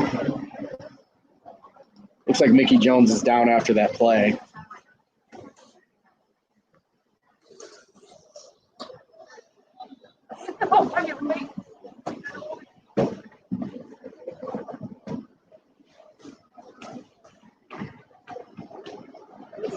So Mickey Jones gets up on his own and is walking off the side. That's what you like to see. St. John here, 2nd and 11 on the 6-yard line. 2 minutes, 22 seconds in the fourth quarter. Wyndham 40, St. John 6. St. John had a tough night tonight. Yep. There's really no other way you can sugarcoat that or anything. I mean, it was a tough night for them. Well, it's always a little bit harder, particularly to lose on homecoming. Nobody ever wants to lose that game. That's what happened 5 years in a row at Westminster. I'm used to it. A couple big plays and Wyndham's defense actually. Kudos goes to them because their defense has really done a good job of bottling up St. John. St. John definitely has the upper hand with speed. But keeping their eyes, they keep David DeSalvatore virtually off the stat book. Yes, they do. Tyler Cathcart makes the biggest play of the night with a huge touchdown, and then they don't get anything going after that because Wyndham learns their lesson and loads up and gets in there. David DeSalvatore, he's in the end zone though. He's got to get rid of that ball. Oh.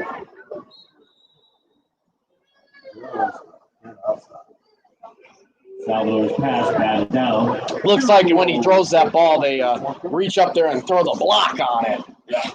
But you know what? You got to give DeSalvatore does a little bit there, extend the play, looking downfield, trying to find somebody, trying to make the play. That's all he's trying to do, trying to make the play.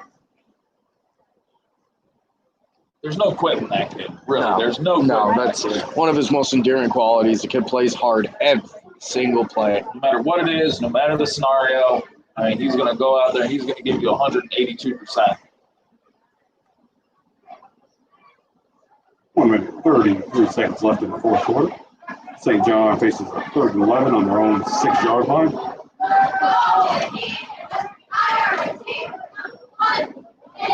Snap it back. Give it a pass. He throws the ball, he lets one fly out there, and Wyndham picks it off. Chase I with the interception. Chase puts his eye on the ball, gets the interception.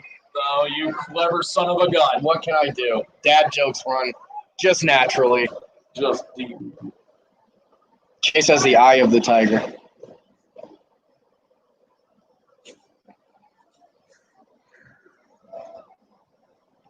Gene, I hate you. Dynamite commentary there, Monty. Oh, no. I'm sorry.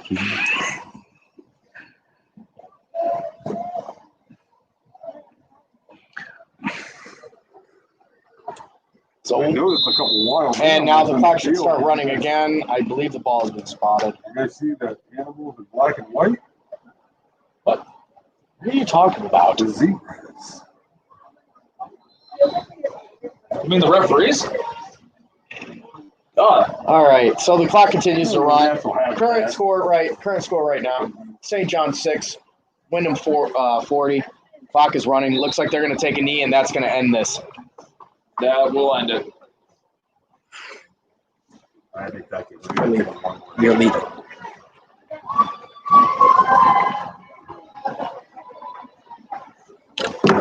All right, so that's going to run the clock on tonight.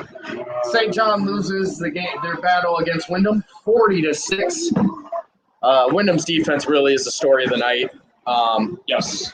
They come out here and really put a stop on any plans that St. John makes for offense. Came out fighting, had one good pass play that made it about a 60-yard pass that got it, but past that was about it. So, Yes. St. John definitely got some work to do, which I think we all know that, but see what happens next week. So, Bombers 40 and the Heralds 6. Well, this next week, right here, where the Heralds take on the Fairport. All right, guys. Thank you guys so much for joining the stream. Don't forget, I think we're at Jefferson next week. With, Yeah, we will be covering Jefferson versus Girard next week. So tune in as we make our debut down in the south part of the county as the Jefferson Falcons take on the Girard Indians. Well, that'll be a heck of a game. Girard, they've got some players. All right, guys. Thanks again for joining us. We will see you guys next week. Have a good night, guys. Rebound taken by Iguodala. Iguodala to Curry, back to Iguodala, up for the layup. Oh, blocked by James. LeBron James with the rejection. Cleveland, this is for you. Come here to cleanse your soul. Yeah, 4-4 and go. That other getting old. We got Sam Ryan time. This is a sports octagon. Sports for forever and beyond. Spend it with Sam Ryan time. From the puck to the glove to the pigskins high. Share all of your thoughts, just let it ride. Down the baseline in the bleachers, or you wanna get denied. Yeah, share all of your thoughts, just let it ride. 4-4 and go. Come here to cleanse your soul. Yeah, it's 4-4 and